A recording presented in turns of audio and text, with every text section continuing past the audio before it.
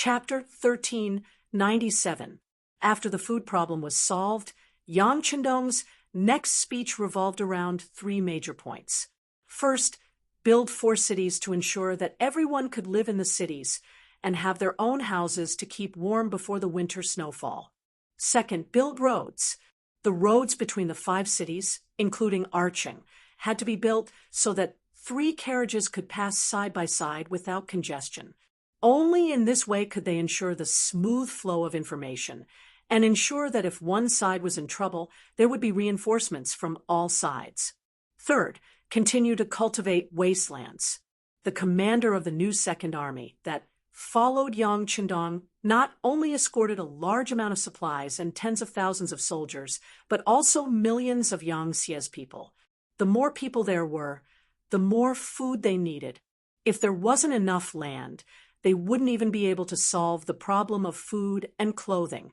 How could they talk about development? It should be mentioned here that the Ming dynasty still hadn't completely solved the problem of the people's bellies. This wasn't because they didn't work hard, but because the difference between the output of the land and the food that the people needed was too big. For example, in the current Great Ming dynasty, other than potatoes, 1 mu of land could only produce a little more than 1 dan of grain per year. But how much grain could an ordinary young man eat in a year? A full 5 dan. In other words, 5 mu of land was needed to feed a young man. In this way, it would be strange if there wasn't enough grain to eat. Often, people would only be half full. This was also the reason why people at that time always looked sallow and emaciated. In contrast, the reason why Yang Xie didn't lack grain was because the land was large enough.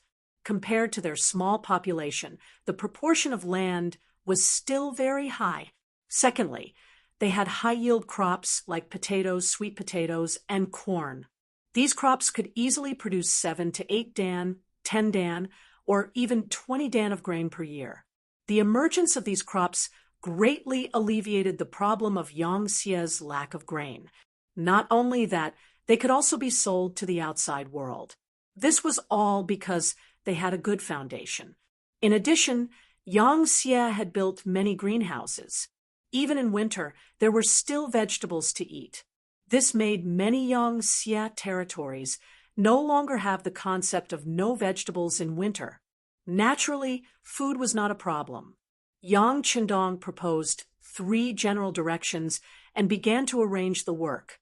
As the governor of the Far Eastern region, Chunbo was naturally responsible for the construction of the 4 cities. Tian, whose first cavalry army, was responsible for the defense of the battlefront, hunting in the forest, and fishing in the water. In short, he was responsible for the supply of meat. Chapter 1398. Thank you, Moral Student 609, Yuan Zi, Nan's monthly votes and rewards. Longzi thanks you. The work in the Far East region was in full swing. The results were much faster than the original plan, and all the work was progressing at a high speed. Compared to the changes in the Far East region, under the leadership of Tiger's Man and Yumian, the mining work had already started after spring. Because they had already investigated and knew the approximate location of the mines, the mining work went very smoothly. A large amount of the resources needed by the Yang Xie were mined. Other than a portion left in the first city, the rest were sent to Qiqian City for effective use. The battle in the Li region also achieved some results. The most important thing was taking down Yi Erqiang's tribe. The newly established New 5 armies had also received a public call from Yang Chendong to praise them. The first army, led by Bai Shuang, also turned a small victory into a big victory in the Li region. After Prime Minister Ali Pu was captured by the intelligence department of the 5-star army, King Baolide felt that he couldn't do anything by himself. In the end, he made a difficult choice. He submitted to the Timur Empire, which was far away from them, and requested for them to send troops to help him. The actions of the 5-star army had already attracted the attention of the Timur Empire. especially after the new five-star army took down the Yirkiang tribe and sent troops to the Yusang region. Although they hadn't really fought from the direction of the troops, a huge battle was unavoidable. Without the lips, the teeth would feel cold. Even if it was to ensure his own safety, the Timur Empire couldn't watch the five-star army grow stronger. At this moment, the actions of the five-star army were very similar to their ancestors. Genghis Khan and his descendants attacked and occupied one after another. In the end, the land was so big that people didn't dare to look at it directly. Their territory spanned from the Irtysh River in the west to the Sea of Okhotsk in the east. In the east, they owned the northeastern part of the Korean peninsula. In the southwest, they included the Kashmir region, Bhutan, Sikkim, and other places in the southern foot of the Himalayas, northeastern Myanmar, and northern Thailand. They swept through Russia and Ukraine, reaching Kiev, the current capital of Ukraine, and the Danube River. They destroyed the Germanic army in Hungary and forced their way to Venice in Italy. It had a land area of 44 million square kilometers. The performance of the five-star army, led by Yang Chindong, was even better. No one was willing to see such a huge monster appear. It could be imagined that it wouldn't take long for the Timur Empire to make a move. As for whether they would send an emissary to dissuade them or directly dispatch troops, that would depend on the development of the battlefield. Let's talk about the Navy. Since they went to sea in March, they have been invincible all the way. The battleships were equipped with the most advanced cannons. In addition, the new ships were much faster than the ships of other forces. The Cold Front Navy was almost invincible. In just 2 months, they had conquered Sumatra in the south and Manchuria in the north, completing the task of controlling the Straits of Malacca, following which they headed straight for Sri Lanka, following the route that Zheng He took when he went to the Western Ocean. The difference was that the Cold Front Navy was much more ferocious. Wherever they went, there was either submission or death. There was no third choice. The situation was very good. Yang Chindong, who was in the Far East, was relieved and wholeheartedly directed the road construction. With Beta Persei, an all-round deputy, Yang Chindong only needed to take care of the general situation. This also gave him more time to look for various minerals. There were some maps in the warehouse that recorded the relevant information. With this, he had already led people to find 3 large mines. Conservatively, one of the iron mines could meet the needs of the Far East for the next 30 years. The rest could also be used to support the armament factory in Chichen City. When the news was sent back to Chichen City, several teams of experts quickly set out. The current armament factory was developing very quickly, resulting in a shortage of resources. If they could really solve the problem of raw materials, it could be imagined that the development of the armament factory would soon reach a new level. Time passed month by month. In the 9th month of 1461 AD, good news kept coming. In the 9th month, the 6th Madam, Luan Xiaoyu, gave birth to Yang Chindong's second son. In the 10th month, Xiao Yuxue gave birth to a son named Yang Jun. A few days later, Dong Xiangxiang gave birth to a daughter named Yang Nua. In the 11th month, Tuoya gave birth to a daughter named Yang Ting. Not long after, Su Monair gave birth to a son named Yang Zhao. In the 12th month, another 2,000 gold pieces were added. They were the pure daughter Yang Xian at the beginning of the month, and Huyan's daughter Yang Lin at the end of the year. That's right, the year 1461 was considered a bumper harvest year. This bumper harvest did not only refer to the great progress in various aspects of military and local politics, but also the expansion of the royal family. In 3 months, there were 3 more men and 4 more women. It had to be said that Yang Chindong's ability was very good. After staying in Chichen City for a few months and working hard, there was finally a return. The only regret was that Yang Chendong could not rush back. At this time, it was snowing heavily in the Far East. The 4 newly built cities could finally be put to use. Although the city walls had been built in a short period of time, the number of houses in the cities was still a little low. Yang Chendong had no choice but to take out the auditorium that was built first. Although it was a little crowded and noisy, the floor of the auditorium was still warm, which brought a sense of joy to all the foreign people who were temporarily staying here. Since young, they had never stayed in such a warm room before. They didn't even dare to think about it. But now, everything had come true. It was no wonder that everyone was so excited. Even when they were squeezed together, no one had any complaints. Including Al City, the appearance of a total of 5 cities brought a ray of warmth to the Far East in the cold winter. After the families of all the soldiers were properly settled, there were no other voices in the army. Especially after Yang Chendong brought up the slogan of making a new contribution in order to change himself and his family's living conditions, all the soldiers were thinking about one thing, and that was when they could go to war, when they could go to the battlefield, and let them have the opportunity to make contributions and receive rewards.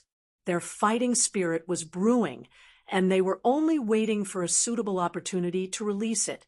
At that time, the fighting spirit of the 5-star army would be unstoppable. The cold winter would pass, and spring would come. At the same time, it brought news from Yang Xie's caravan. The map of the Mongolian army in Siberia had been sent to Yang Chendong. Looking at the 2 cities of USD Kilima and Greater UST Koch, Yang Chendong's calm eyes flashed with fighting spirit. After finally finding the 2 main forces of the Mongolian army, Yang Chendong's fist landed on the table. Beta Persei summoned General Tian, Hu, and General Sherbei for a discussion. 1462 AD, end of the 3rd month. The snow had just started to melt, and white snow could still be seen everywhere. The 5-star army had already gathered in Alei City.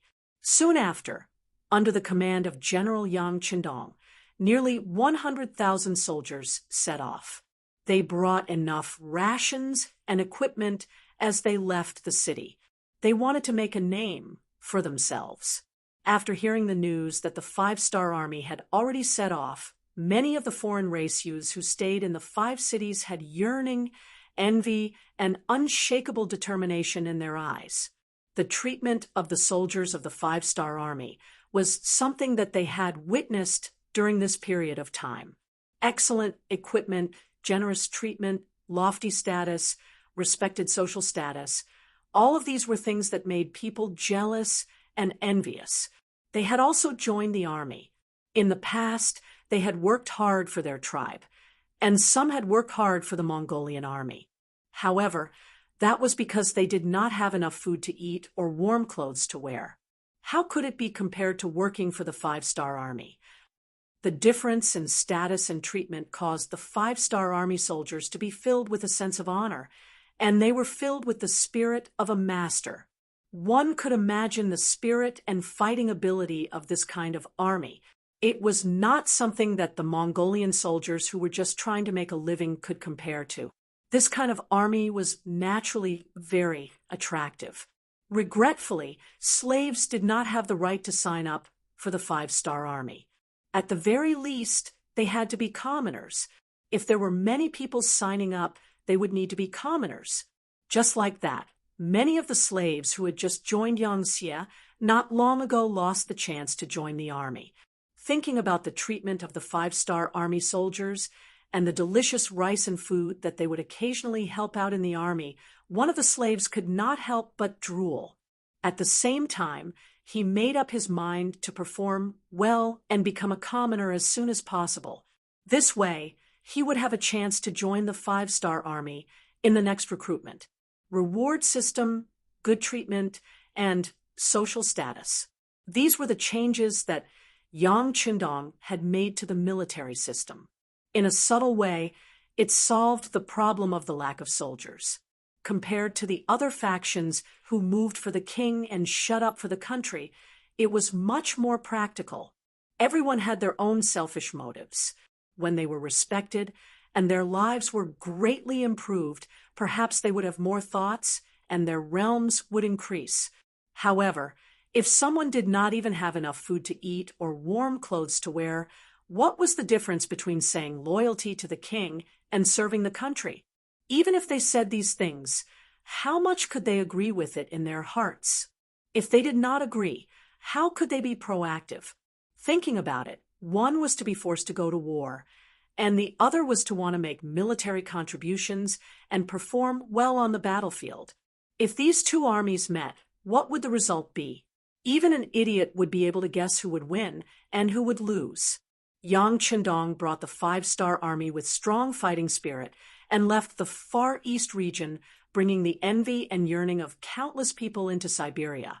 At the end of March, due to the geographical location of Siberia, the weather in Siberia was not as warm as in the south. It was only warm around noon, when there was plenty of sunshine.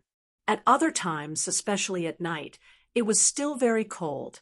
As the snow melted, the roads became muddy and difficult to walk on. Chapter 1399. Any other army would not have chosen to set out at such a time. The damage to themselves would be far too severe, but for the 5-star army, the effect was very ordinary.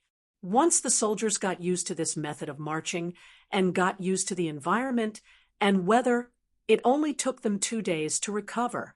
Although their boots would still kick up mud when they stepped on the road, it no longer hindered their advance. Unlike the people of that time who liked to wear cloth shoes, those who were better off would wear leather boots, those who were worse off would wear straw sandals, and even those who were poor would go barefoot. The soldiers of the 5-star army all wore leather boots that were the same size, allowing them to protect their feet to the greatest extent when they were marching, allowing them to walk in the forest full of boulders without suffering any injuries. Every soldier was given a standard sleeping bag, a water bottle, a wash basin, a bedding, a raincoat, a cotton coat, and so on. When they needed to use it, they would open it. When they were not using it, they would store it in a large bag and carry it on their backs. In this way, they did not need to worry about the cold and slippery roads, allowing their movement speed to be unaffected by the weather. Just this set of equipment for each soldier cost around 10 taels of silver. Multiplied by the number of nearly 100,000 soldiers, this was still a huge sum. At the start, because this work required a lot of money, there were some people who objected, but Yang Qindong reasoned that soldiers had to shed blood in battle. Right now, they were just paying a bit more to ensure their safety on the road. What was not worth it? What could be compared to a human life? As soon as Yang Qindong's questioning voice came out, all the opposing voices disappeared. When this matter was spread, all the soldiers were moved to tears. Following this kind of commander, what complaints did they have? What reason did they have not to risk their lives? The speed of the army continued to increase, and they got closer and closer to their destination, Great Uziage, or Great Uziage for short. This time, the initial goal of the expedition was to conquer 2 big cities. Yang Qindong adopted a strategy of dividing the troops into 2.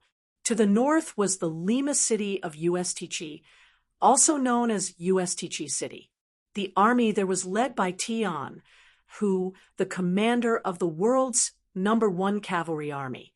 He led 40,000 cavalry and 300,000 civilians as logistics support.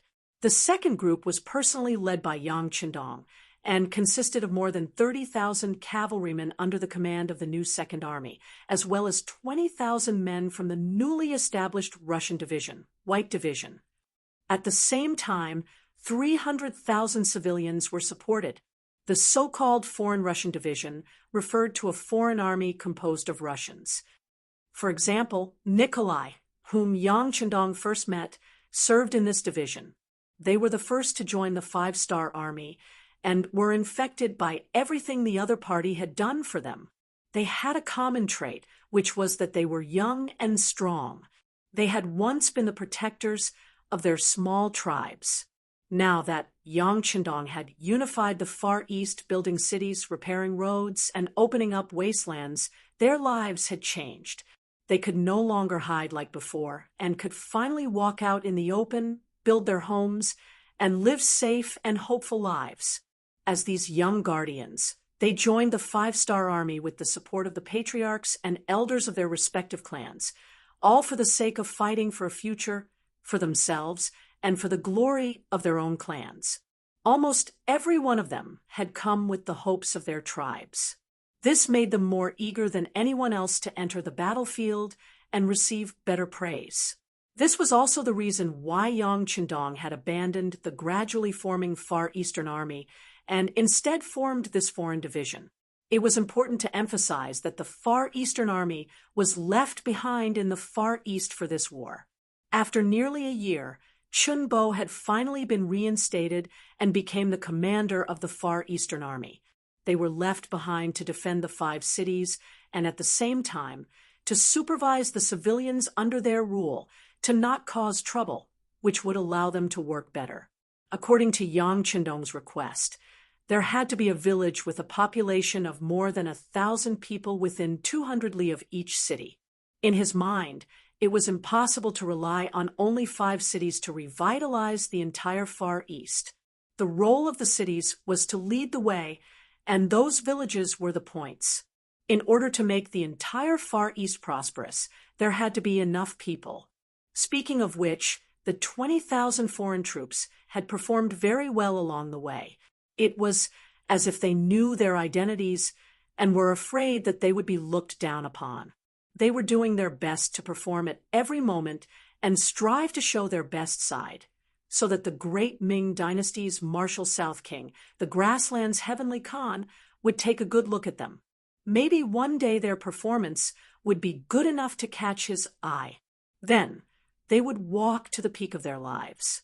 The result of performing well was that the speed of the army increased. The journey that was originally scheduled to take nearly 2 months was completed in 1 month, which was twice as fast. It was the end of April, and the mountains in sight were covered in a layer of light green. The trees had begun a new cycle of growth, and the grass had also sprouted and stubbornly pulled out of the soil. Great Raven City. The weather continued to warm up, causing the city to emit a trace of vitality. The city gates opened, and the bazaar opened. Many merchants walked into the city. Chapter 1400. Ahuli's idea was good, and he was learning the Han's way of governing a country. However, the problem was that this was Siberia, which was sparsely populated. It was not a bustling city where the Han lived. There were no fertile fields here, unlike the Han's land, which was filled with the fragrance of rice and flowers. This was the so-called Handan, learning to walk. In the end, he would even forget how he walked. Ahuli seemed to be walking on that path, which naturally attracted Shikai's dissatisfaction. Another general, Bushi, also had a headache when he heard his decision. What's wrong with the great Khan? Why isn't brother Shikai persuading him? Bushi's face was filled with confusion. Normally, this kind of thing had happened before, but most of them had been persuaded, unless it was mentioned many times, and it was not easy to stop them. However, this seemed to be the first time he mentioned it. How can we persuade him? Can we persuade him this time, but can we persuade him next time? How is he still a great Khan? He's clearly learning from the Han. If this goes on, I'm afraid that the soldiers won't even be able to afford food and clothing. How can we fight then? If someone makes a move on us, how can we guard against it? Shikai's face was filled with anger. He even forgot the rules and began to criticize the great Khan. In this regard, Bushi immediately shut his mouth. The other party spoke without thinking, in a fit of anger. He could not make such a mistake. Bushi did not speak again, which made Shikai, who was testing him, somewhat dissatisfied. What? I've already passed the words over. Why don't you say something? Why are you pretending to be mute? Shikai wanted to see Bushi's opinion because he already had thoughts of rebelling. During the new year, Houlihan sent someone to find him in private and expressed that he was willing to help him become the Khan of the Great Raven City. Houlihan naturally did this because he was threatened by Ahuli as the security of the Great Raven City became better and better. And the citizens responded positively. The surrounding powers were naturally affected. Just like Houlihan's Wuxi city, at least 1,000 households had already left the city, heading for Ahu's Great Wuxi city. Just based on this point, he could not ignore it. If it wasn't for the fact that he had suffered a huge loss in the battle with the 5-star army and couldn't use force to solve the problem, he would have already led his troops over. Since he could not send out his troops, Houlihan thought of another method, which was to let someone else be the Great Khan and replace him. As long as the Great Crow City's policy towards the commoners changed, it would not attract other commoners. This way, the threat to him would not exist. With this thought in mind, the special envoy sent out by Houlihan found the most likely candidate to replace him, General Sakir, and explained his thoughts. Considering that if he did not go now, he might attract Cicero's suspicion, Bushi could only agree and said, "Since that's the case, please, please." Cicero laughed loudly. When he turned around, he raised his eyebrows and a vicious look flashed in his eyes. He had already made up his mind. Tonight, he would have a showdown with Bushi. If the other party was tactful, then everything would be fine. If the plan did not work, then he could only kill the other party. Cicero's residence. When he returned to the courtyard, the servants began to prepare the banquet. Cicero accompanied him the entire time and did not leave his side at all. This made Bushi unable to find an excuse to go. He had no choice but to calm down and put his worries aside for the time being.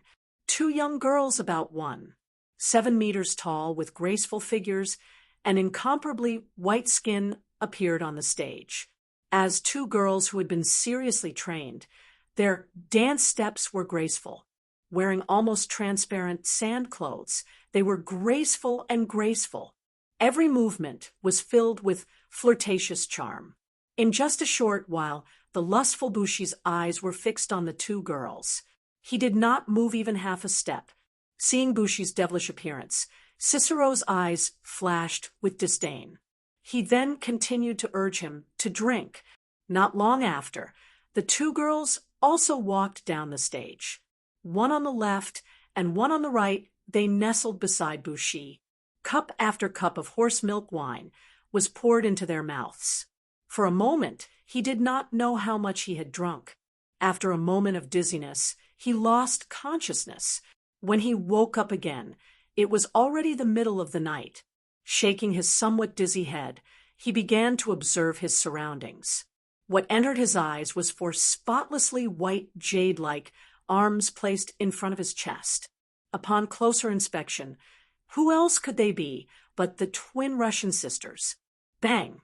Bushi sat up, followed by 2 screams. Then, the candles in the room were lit. One by one, the guards of the mansion walked into the bedroom. Their fierce eyes were fixed on the half-naked Bushi, who was still at a loss of what to do. "What is this?" Before Bushi could ask his question, footsteps sounded again. Another set of footsteps came from outside the door.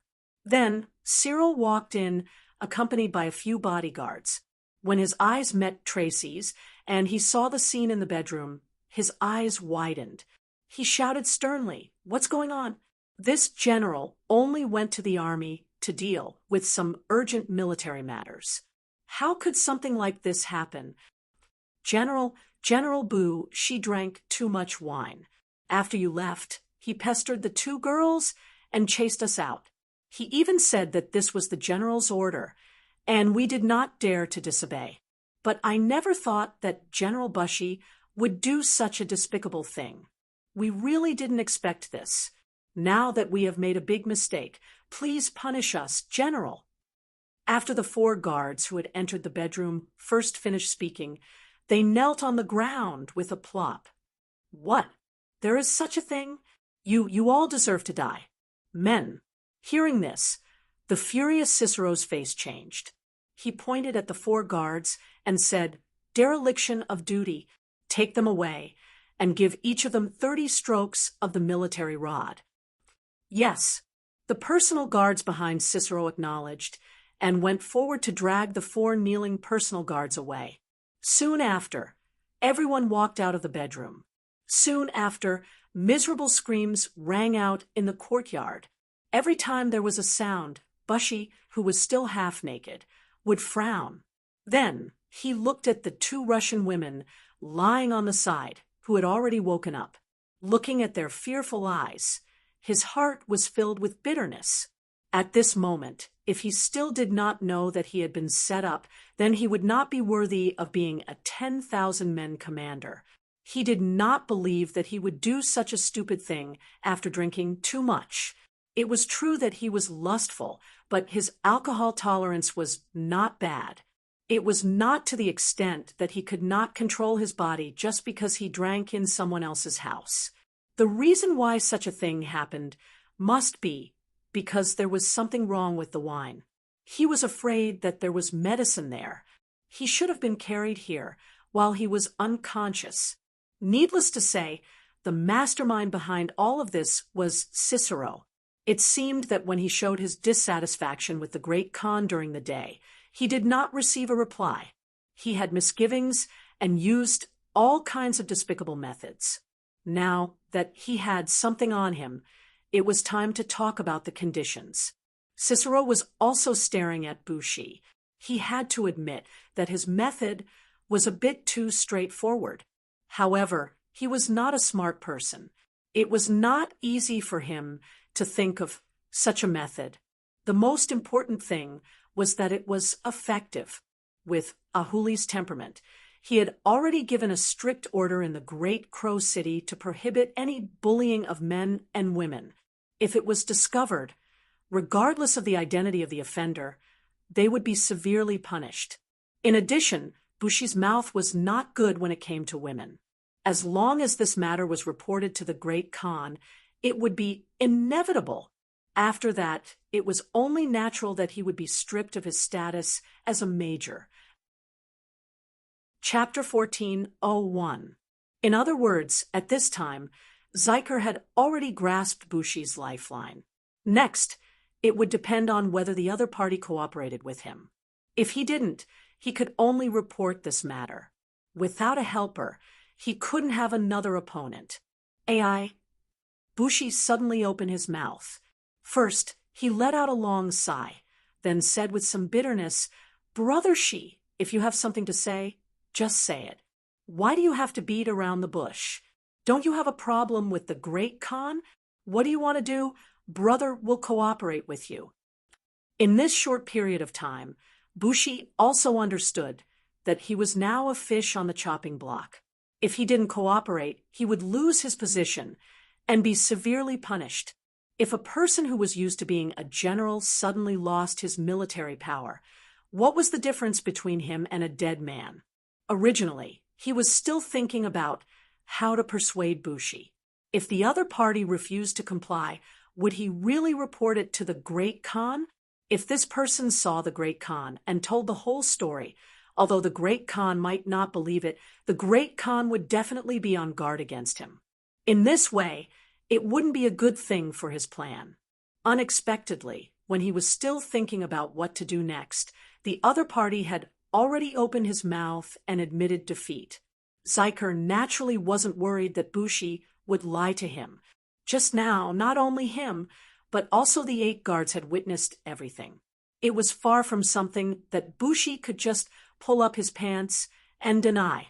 Since that was the case, didn't it mean that his plan had succeeded? The happy Zyker's face was no longer angry. Instead, he laughed. "Ha ha, Brother Bushy is really a smart person. Since that's the case, let's not beat around the bush in front of a straightforward person. I'll be frank with you. What the Great Khan has done is in conflict with our Mongolian traditions in too many ways. Since the beginning of our ancestors, we've been robbing and robbing people for a living. We've never done anything like business or governing a city. You still want to ask for so many rules and regulations? Do you really think you're a saint or a gentleman?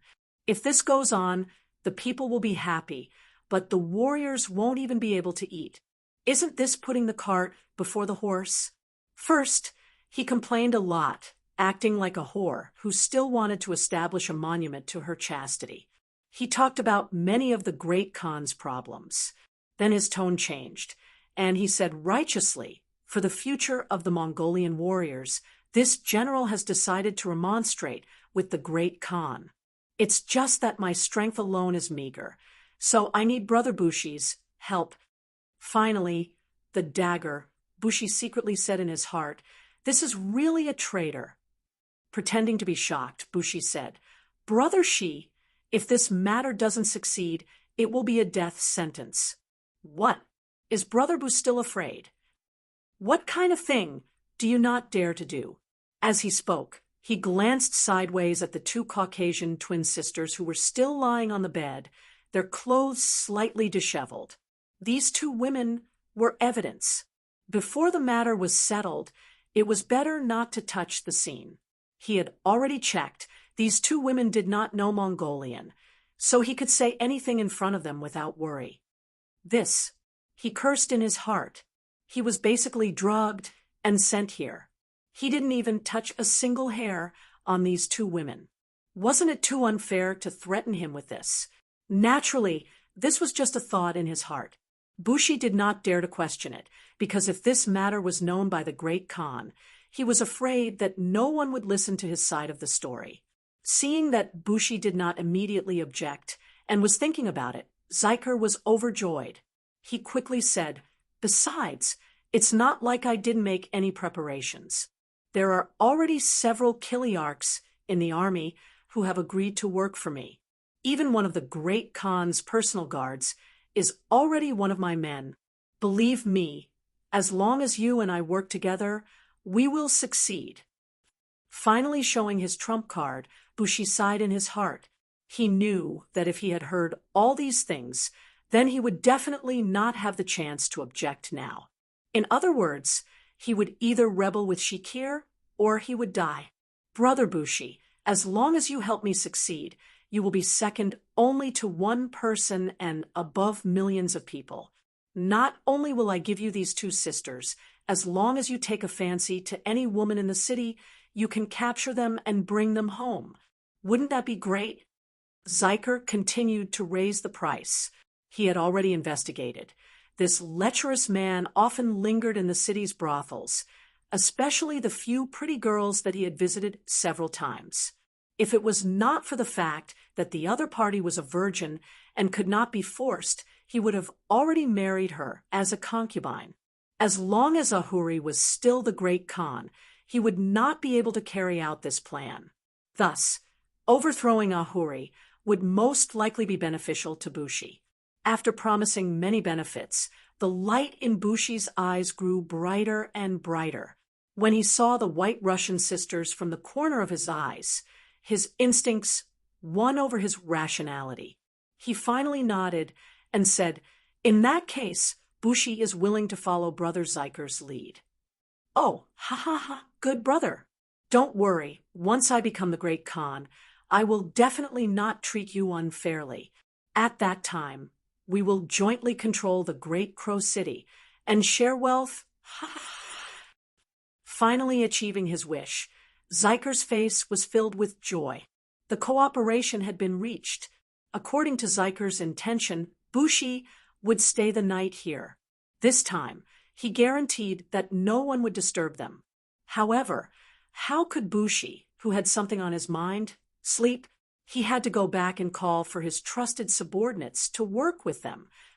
Zyker also knew that the important matter was more important, so he nodded and praised. Good, in that case, you can go back and prepare. Don't worry. These sisters will definitely be left for General Bushi. In that case, many thanks. Bushi said indifferently. Once the matter was settled, he would not only have this pair of sisters by his side. There would only be more women serving him. At that time, wouldn't it be beautiful every night? Bushi finally put on his clothes and said goodbye to Zyker. After adding a large helping hand, Zyker was in a good mood. He immediately headed to the back of the residence. Although the sisters in front of him were not bad-looking, he had already promised Bushi and would not go back on his word. Zyker left. Before he left, he told the two women to have a good night's sleep and instructed the guards not to disturb them. However, what he did not know was that right after he left, the elder sister quickly got up and put on a jacket. Then, she took out a note that she had prepared beforehand and wrote something on it. About an hour later, the soft meowing of a cat could be heard from outside the window. After 3 consecutive beeps, the window of the room opened from the inside. A slender arm stretched out, and a note was thrown out of the window. A black shadow came as promised. He picked up the note and quickly left. In the pitch-black night, he was like a ghost, coming and going in a hurry. No one noticed or thought that this pair of Caucasian, oviparous sisters had another identity. They were outside agents of Yang Xie's intelligence department. Yang Xie's intelligence department was mainly made up of 2 major parts. One was the earliest security bureau, and the other was the Central Intelligence Bureau, which was established later. The former followed Yang San's lead, and was mostly men. The latter was led by Madame Su Monaire, and was mostly women. This way, they could ensure that there were few blind spots in the information, and they could also supervise each other. This pair of Caucasian, oviparous sisters were outside agents of the Central Intelligence Bureau. Everywhere they went, developing young and beautiful women had long been something that the Central Intelligence Bureau's core personnel had to do. At first glance, these weak women did not seem to be of much use. However, when their natural beauty and good looks were put to use, they could obtain information that men could not obtain even if they worked hard for a long time. Just like the information this time, it was obtained so easily and without any effort. Originally, the 2 women were already prepared to counterattack. In order to preserve their innocence, no matter who the man in front of them was, whether it was Xiqian or Busi, the 2 women would use their newly learned joint killing technique to kill them.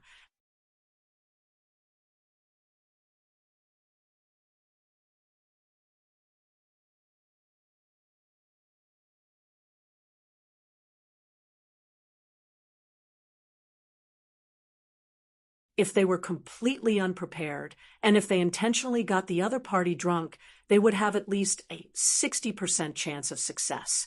No matter what they did, not only would they preserve their innocence, they would also make a great contribution. They would eliminate a threatening opponent for the 5-star army. They never thought that the development of the situation would be so dramatic. Before the 2 women could take the risk, they received such important information. How could they not understand Mongolian? They were just pretending that they did not understand. Now, they had indeed made a great contribution.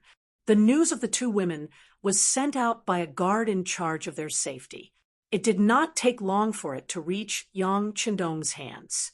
After reading the information, Yang Qindong pondered for a moment, then raised his eyebrows and said with a smile, "The CIA has made a great contribution this time and should be rewarded. I never thought that Ahuri would be so different from the other Mongolian Khans. This is a person who wholeheartedly wants to work for the people.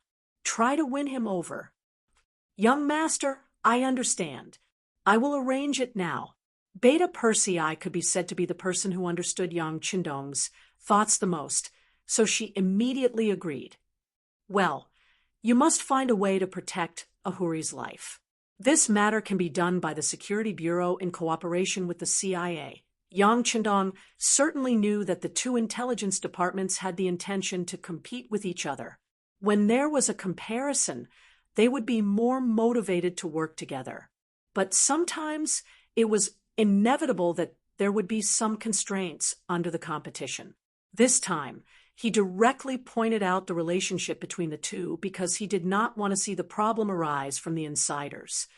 "I will give a stern warning to some people." Beta Persei nodded heavily.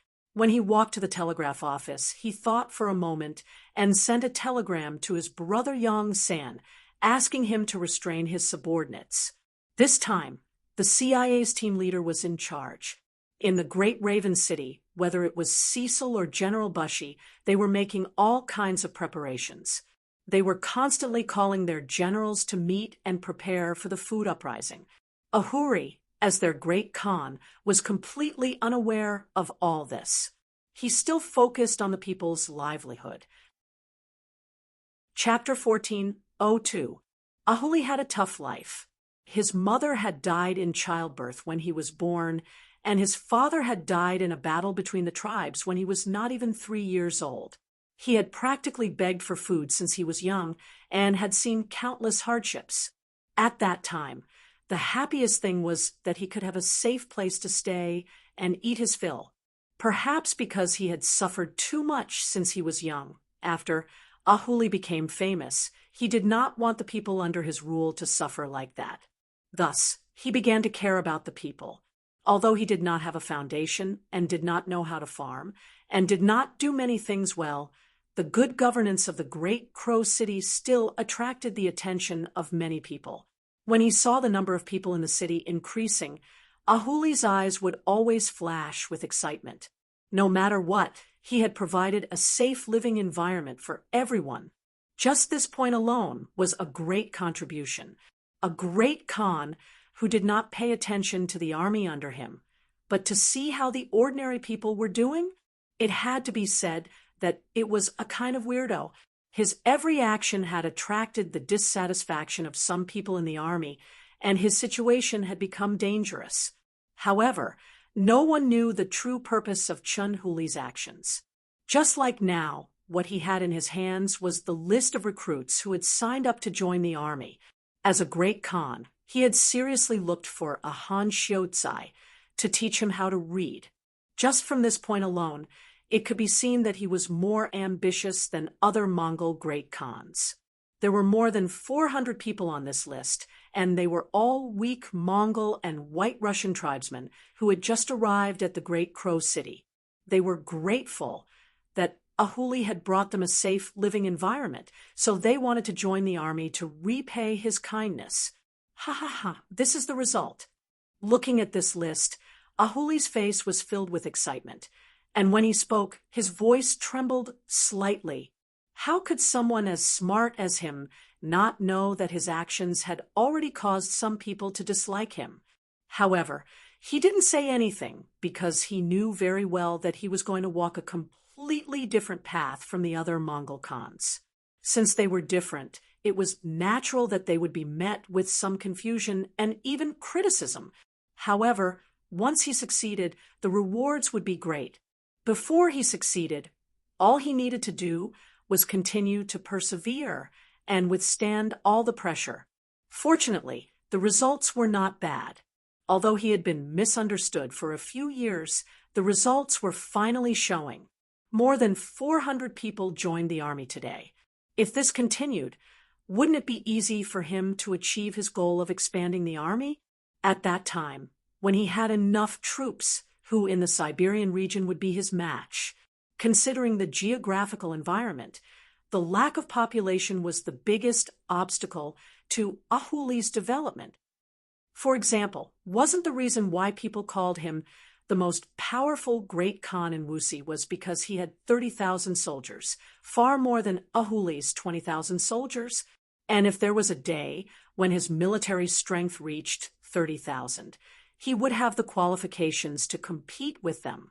At that time, would he still be far from the position of the biggest Khan in this region? Ahuli's hard work finally bore fruit, and he saw hope. Ahuli was overjoyed and wanted to share the results with others. He ordered his bodyguards to summon Sikar and Bushi. He wanted to announce the results in front of everyone and let his two important subordinates know how powerful he was as the great Khan.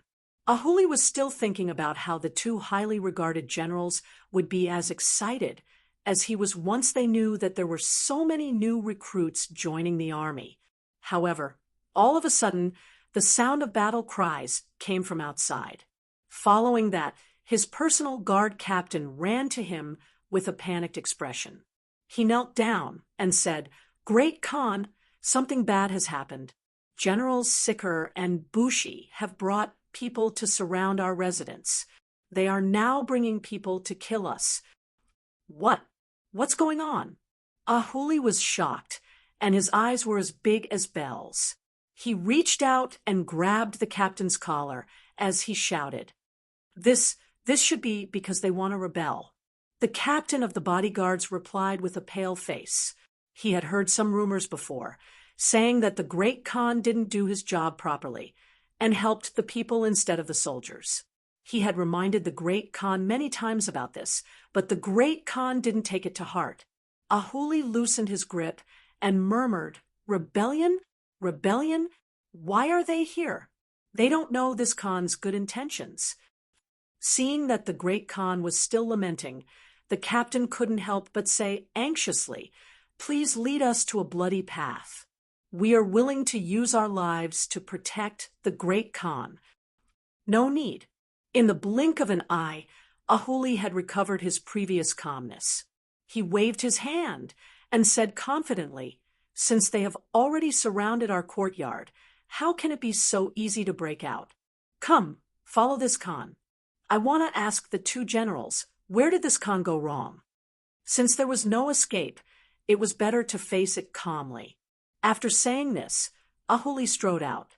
Outside the courtyard, there were already more than 20 corpses lying on the ground. Among them were Ahuli's personal guards, as well as the personal guards brought by Shikai and Busi. Since the matter was settled, the two of them led a group of reliable personal guards to kill their way over.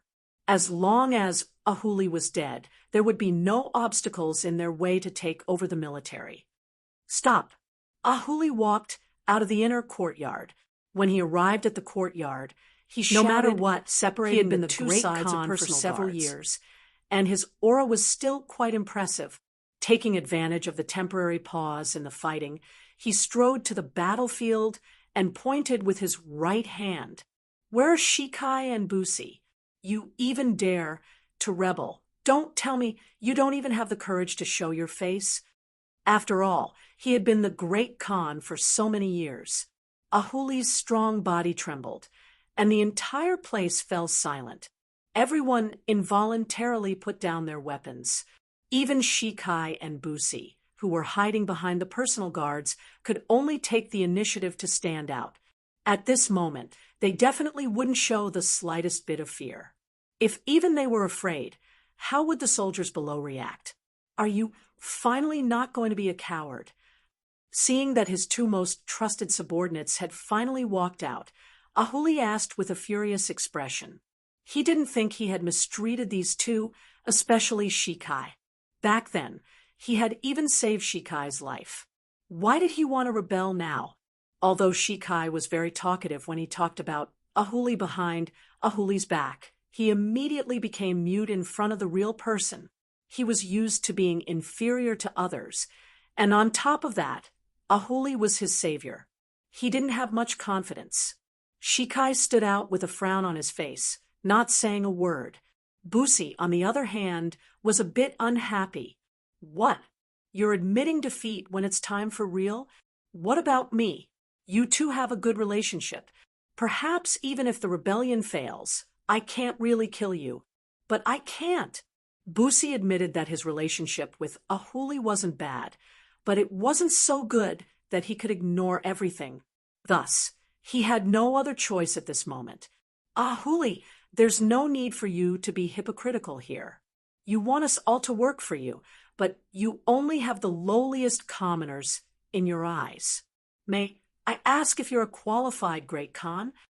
He was afraid that his momentum would weaken, and he was also afraid that Shikai would shake the morale of the troops, causing everything to go to waste. He had no choice but to speak up.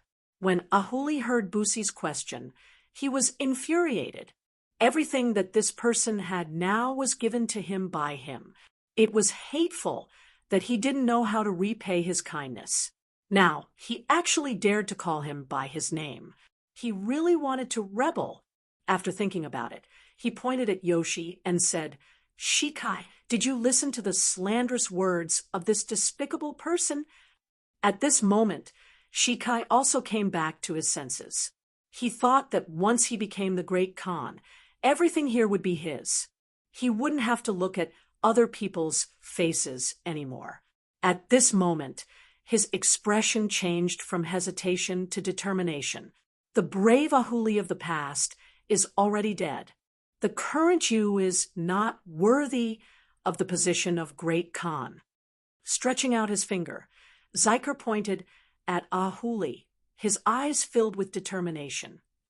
After finally saying those words, Cycle felt his whole body relax a lot, as if a huge rock that was pressing down on him had suddenly been removed.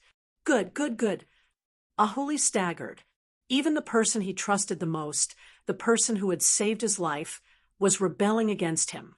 This was really his failure as a person. Thinking about how he had struggled for half his life, only to be betrayed by his friends and family, Ahuli couldn't help but laugh at the sky. Ha ha, ha ha. You're just a group of short-sighted, despicable people. You don't understand this Khan's painstaking efforts. Ahuli really had a lot to say. From a poor boy with no background to the current position of Khan of a tribe, he had experienced too much and seen too much. Therefore, he had a lot of ideas of his own. In his opinion, Mongolia should not be nomadic. At the very least, it should enter a half-pastoral and half-agricultural state. They had to ensure that they had production. This wasn't just a sign of progress. More importantly, plundering wasn't the way to strengthen oneself. Just like in the past dynasties, they mainly looted and plundered. Many times, they even treated the land of China as their own back garden, giving people the feeling that they had no money and no food. Just by walking around here, they would have everything. It seemed like they had endless glory, but who knew about their own suffering? If it wasn't for the fact that they had no food and couldn't survive, why would they do something like plundering that could cost them their lives? Not to mention, whenever a heroic ruler appeared in China, they would send troops to the grasslands to train. It was as if only by defeating them could they prove the strength and wisdom of the Han people. Chapter 1403. For this reason, sometimes the location of the loot would change. Wasn't this all because he didn't care about production and didn't understand construction and management? Unfortunately, not many people could understand such a simple principle, and no one thought of changing it. Now, he decided to make some changes. If he succeeded, it would be equivalent to finding another way for the Mongols to survive other than being nomads. After a few years, he had accumulated some experience and laid a good foundation for the people. If he continued, things would definitely get better and better. If his subordinates rebelled, wouldn't everything be for naught? He didn't want to hand over his achievements just like that, nor did he want his efforts to go to waste. More than that, he wanted to prove that he was still brave and good at fighting. He stretched out his hand and said, "Men, bring me this Khan's mace." Ahuli himself had boundless strength. It was precisely because of this that he was able to defeat countless opponents and become the current Khan. Although he had mainly focused on building the city in the past few years, he still had his own foundation. He believed that he would have no problem dealing with Cycle and Busi working together. He stretched out his arm, but it was not the huge mace that responded to him. On the contrary, a machete suddenly came slashing at him. With a gust of wind, Ahuli instinctively moved his body to the side. It was this one step that saved his life, but there was already a bright red wound under his ribs.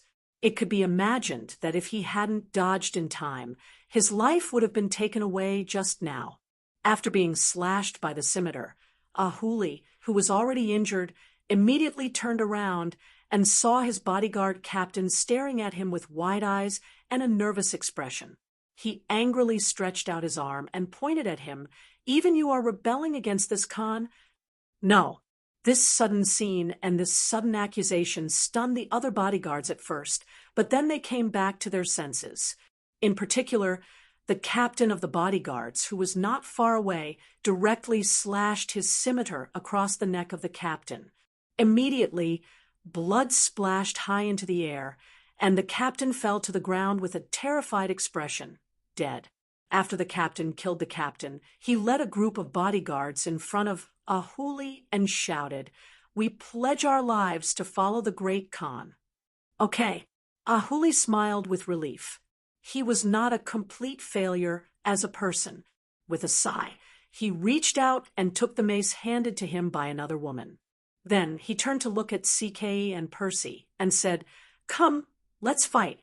I want to see who is the true barter of the grasslands. He's already injured. He won't be able to hold on for much longer. Let's go together." Seeing that Ahuli was still so heroic, Cicero's expression couldn't help but change. But now that things had come to this, it was either you die or I die. He no longer had a choice. After he said that to Bushi, the two of them stepped forward together and surrounded Ahuli from both sides. The three main generals fought together, and the bodyguards below also began to fall into chaos. In a short period of time, the courtyard was filled with the sounds of weapons clashing. From time to time, there would be Mongolian warriors falling to the ground. The smell of blood quickly filled the small courtyard, making people want to vomit.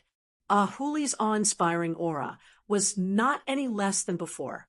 He waved the 38 gene mace in his hand and repeatedly forced Percy to retreat to the side.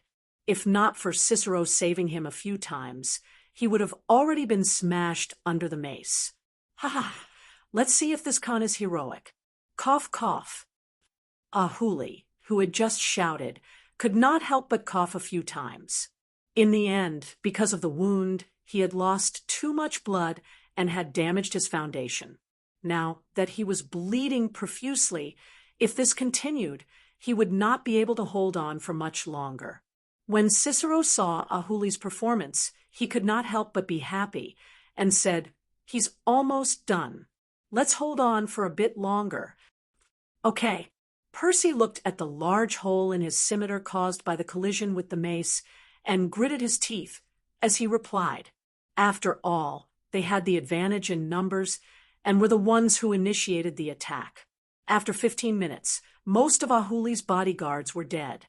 Even Ahuli himself had lost too much blood and was showing signs of weakness. Whether it was his strength or reflexes, he was not even a quarter of his usual strength. Cicero saw the changes in Ahuli, and his eyes shone brightly. He could almost see the throne of the great Khan in front of him. He could almost see the moment when thousands of people would submit to him. Is this Khan really going to die here? Ahuli's face was full of grievance and unwillingness. When he felt that the strength in his body was about to be sucked dry, he knew his end. At this moment, he was filled with regret. Could it be that he was wrong? Could it be that the Mongolian warriors were destined to only have one path? Boom! Just when everyone was thinking about different things, a huge explosion suddenly sounded out. A large part of the walls of the courtyard collapsed due to the explosion, revealing a temporary path for horses to pass through. Amidst the huge explosion, the two sides who were fighting in the courtyard could not help but stop. Everyone could not understand what was going on. Why would there be an explosion? Could it be that it was caused by lightning? Great Khan, quickly leave with us. Just when everyone was still in a daze, a dozen men dressed in ordinary Mongolian clothing rushed in through the gap. They quickly walked to the injured Ahuli and shouted, "You are." Seeing that the newcomers were unfamiliar and that he could not figure out their identities, Ahu revealed a nervous expression. "Great Khan, quickly leave. The commotion here will attract more people. If you don't leave now, it will be too late." One of the men said hurriedly, then nodded to the people behind him. One of them walked out and pulled over a strong horse, then helped Ahuli onto the horse. The other Mongolian people were holding Big Dipper crossbows. With a few shots, they forced back Shikai and Bushi, who wanted to charge forward. Then, under everyone's gaze, they turned around and left. "General, we have to chase after them. Don't let them escape," Bushi shouted anxiously, intending to chase after them. "Let them go. Ahuli is injured and has lost so much blood. It will be difficult for him to survive. It is only a beast king that is about to die. He is no longer a threat to us. There are more important things waiting for us to do." Shikai shook his head. He was very wary of the Big Dipper crossbows in the hands of those Mongolian people. He had a feeling that they did not intend to kill him. Otherwise, he would be dead by now. Although he was curious about the other party's background and why they appeared at such a crucial time, he still did not have enough control over the army. There were still many loyal followers of Ahuli. Now that he had to deal with them, he had no choice but to let Ahuli leave with his injuries. Ahuli escaped. He only brought along 2 bodyguards who were also injured. Halfway through, he fainted due to excessive blood loss. He did not even have the chance to ask who saved him. This is caused by excessive blood loss. Take him to a safe place. Check his blood type and prepare to transfuse. Leader Wang Guang examined one of the wounds and made a decision after pulling up Ahuli's eyelids. Wang Guang, the leader of the Security Bureau's operations in Siberia, was ordered by the CIA's operations leader, Meng Li, to save Ahuli. The news was reported to Meng Li by the Caucasian oviparous sisters, which gave the CIA the upper hand. It was not easy for Wang Guang to receive the mission to save Ahuli. No matter what, he had to complete it well. Otherwise, he would really lose out to those women in the CIA.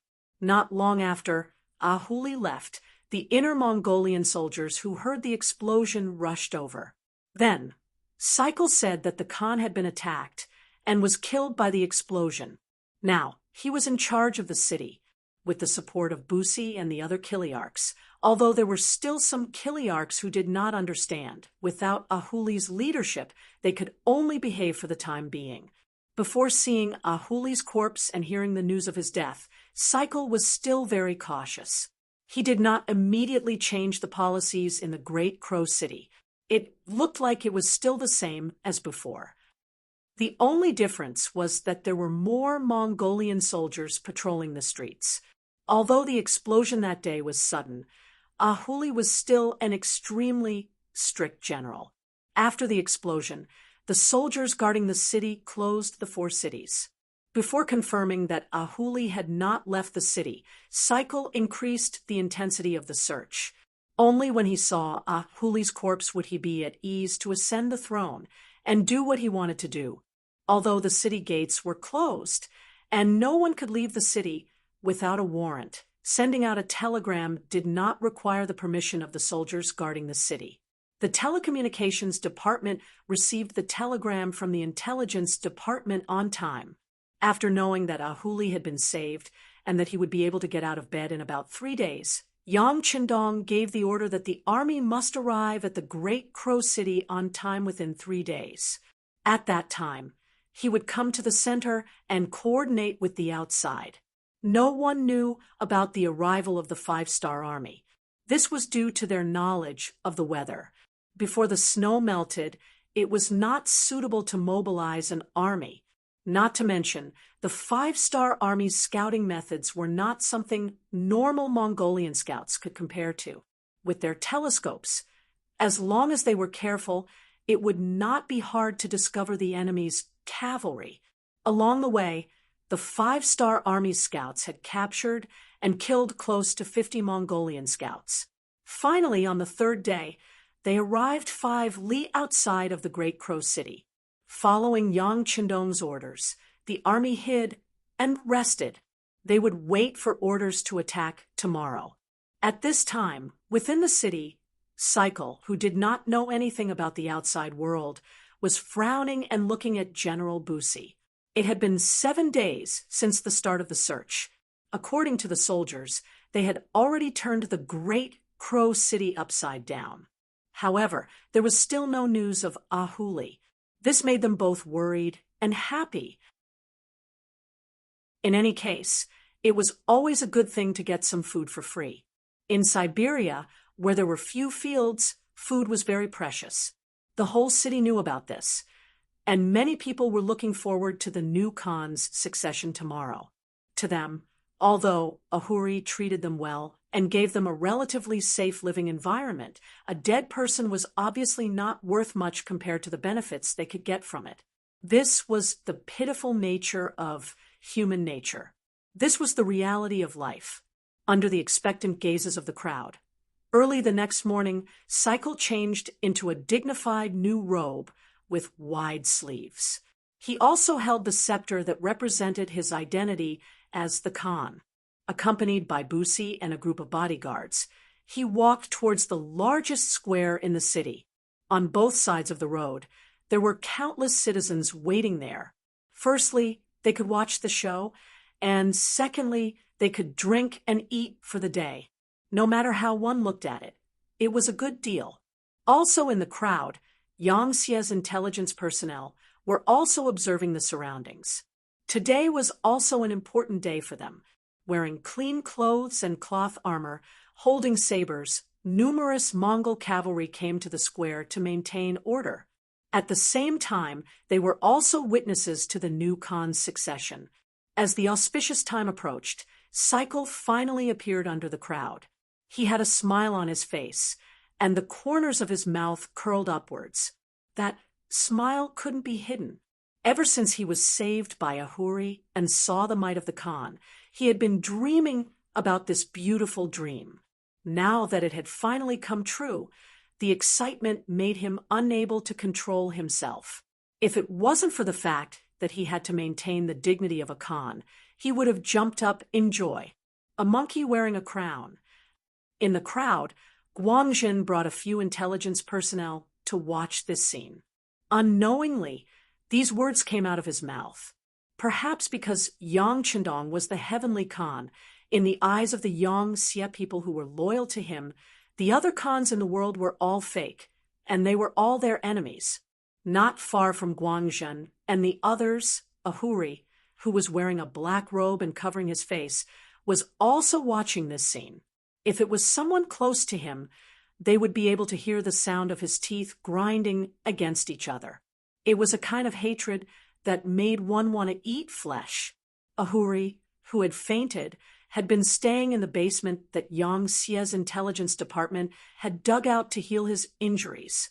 What he didn't expect was that his seemingly incurable excessive blood loss had been revived through a blood transfusion. The ancients said that the body, hair, and skin were all given to the parents, not to mention the blood in the body. How could he give it to others so easily? How could others accept it just like that? This was a life-saving grace. Compared to the people he had saved betraying him, the 5-star army, the people who were most likely to become his enemy, had actually saved him. The contrast between the two made him sigh. Ahuli was a person who knew how to be grateful. Now that the 5-star army had saved his life, he naturally had to repay them as a man. Thus, he decided to cooperate with Guangjin. This was not only to repay the 5-star army's kindness, but also to take revenge for himself. Thus he came. As for when the basement was dug out, Ahuri didn't really care. He could see that the 5-star army's thoughts about Great Crow City were not new. They must have had this idea for a long time. To think that he thought that he had the entire situation in Great Crow City under control. This was really a slap to his face. Ahuri, who was wearing a black robe, stood in the crowd and looked at Zicker's awe-inspiring appearance. He clenched his fists and waited for the most crucial moment to step out. How would Zicker know that under the protection of the crowd, he was walking step by step towards a high platform that was temporarily set up yesterday? The sacrificial items had already been prepared there. He only needed to go up under the wizard's prayer and accept the baptism. Then he would be conferred the position of the new Khan by the longevity heaven. At that time, he would completely walk out of Ahuri's shadow. From today onwards, as long as Ahuri lived in the past, he wouldn't need to be afraid at all. His face was serious, and his eyes were filled with anticipation. This was the first time he felt that the wizard was so long-winded. He had already been standing there for half an hour, but the other party was still singing and dancing, as if he didn't want to get to the point. How would Zikr know that the wizard had already been dealt with by Guangzhen? Now that his family was in the hands of the spies, all his actions were just to delay time and cooperate with the five-star army.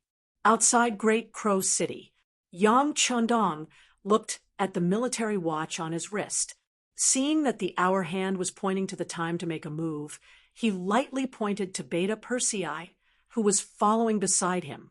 Beta Persei, who had been waiting on horseback for a long time, immediately ordered the artillery to prepare the cannoneers. At the same time, the cavalry was ready to launch an attack. They wanted to blast open the city gate at the first moment and let the army enter the city, giving the enemy a surprise attack. This time, Yang Chendong not only wanted to defeat the Mongolian tribe, but he also wanted the Great Crow City. From the Far East region to the Siberian region, the mountains were high and the roads were dangerous. It was really difficult to travel. If they didn't establish a logistical base here in advance, then the logistical supply would be a big problem during the battle. Yang Chendong rarely let the soldiers fight on an empty stomach. Chapter 14:05. The good thing was that it was finally over. Everyone was waiting for the shaman to speak. He wanted to use the name of Tungri to make Saikir the new Khan. Time seemed to have stopped at this moment. Everyone in the square shut their mouths at the same time. Even the children were warned by their parents to keep their mouths shut. It was as if they were afraid that crying at this moment would bring bad luck and they would be punished. Saikir and the other generals also looked at the shaman, waiting for the final judgment. Under such circumstances, the shaman finally spoke. He shouted loudly. After I communicated with Tungri, I received a notice. Saikir. As he spoke, the shaman's gaze fell on Saikir, who was full of anticipation. He said, Saikir is an abandoned disciple of Tungri. He forced the death of his savior. He is unfilial and has been abandoned by the heavens. Everyone has the right to punish him. What? For a moment, everyone's eyes widened. Some did not believe it. Some even dug their ears with their hands. They could not believe it. Saikir's smile froze. After he understood everything, he turned to look at Busi, who was beside him. His first instinct told him that this must be the work of this person. He had entrusted everything to this person. Now that there was a problem, who else could it be but him? In fact, he should have known that Busi was also an ambitious person. It was all his fault for being careless. Saikir's cold gaze fell on him. Busi could not help but shiver. Then he thought of something and shook his head. It's not me. It's not me. Men, take down the shaman and kill him. Who dares? Seeing that Busi wanted to destroy the evidence, Saikir was not going to let it go. He shouted angrily and stopped a few Mongolian soldiers who were about to rush out. Before the matter was thoroughly investigated, Siko would not allow anything to happen to the Magi. Otherwise, he would forever be labeled as a person abandoned by the heavens. Moreover, wizards were not easy to kill. In the Mongol tribes at that time, they needed the guidance of wizards to ask for luck, to see a doctor, to build a big tent, and to look at feng shui. Such people had a strong influence among the people. If they wanted to kill a wizard now, the people who came to watch the ceremony would not agree. Sure enough, there was a commotion among the commoners. Someone shouted, protect the wizard.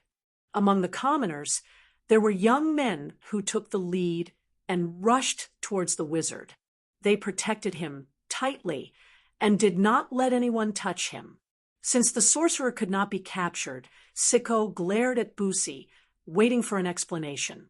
At this time, Bushi felt like he was suffering in silence, unable to express his bitterness. But after all, he was still a smart person. He quickly reacted and begged Shikai for mercy. Great Khan, I don't have such thoughts. Right now, only a few people in the army listen to me. Many of the people from the White Russian tribe who came here originally did not believe in wizards, but now they could not help but believe in the truth. The rumbling sound was, of course, not thunder rolling. Couldn't you see that the sky was still incomparably blue? This sound was made by the cannons of the 5-star army, under the coordination of the cannons from the outside and the inside. The timing of the attack was accurate, resulting in the greatest effect. At this moment, the sound of the cannons continued. The east gate of the Great Raven City had been completely blown open. Under the gate, countless armored new Second Army cavalry rushed into the city. The wizard stood among the crowd, enjoying the worship of the crowd. However, he was still in a daze. He only said these words because his family was controlled by Wang Guang. For their safety, he had no choice but to say these words. Even before this, he was already prepared to be despised by the crowd. This was because he did not believe that the everlasting heaven would send down any lightning punishment. If even he did not believe it, how could he convince others? He was even prepared to end his career. With his death, he could ensure the safety of his family, so it was worth it. He only hoped that the one called Wang Guang would do as he said. However, who would have thought that when he said those words according to Wang Guang's plan, there would actually be a lightning punishment? Could it be that Wang Guang was the one who could communicate with the heavens? Not only was the wizard full of questions, but Ahu, who had been hiding in the crowd, was also dumbfounded. He also had a face full of doubts. What was going on? Was this Magus really that powerful? If he had known this earlier, he would have treated him as an important guest. Then there would not be so many worries in the Great Raven City. It's your turn. Among the crowd, the calmest was Wang Guang and a group of secret agents. They had already known what was going to happen and had calculated everything. Now that everything was normal, he came to Ahuri's side and reminded him. Oh, with this reminder, Ahu remembered that he still had a mission.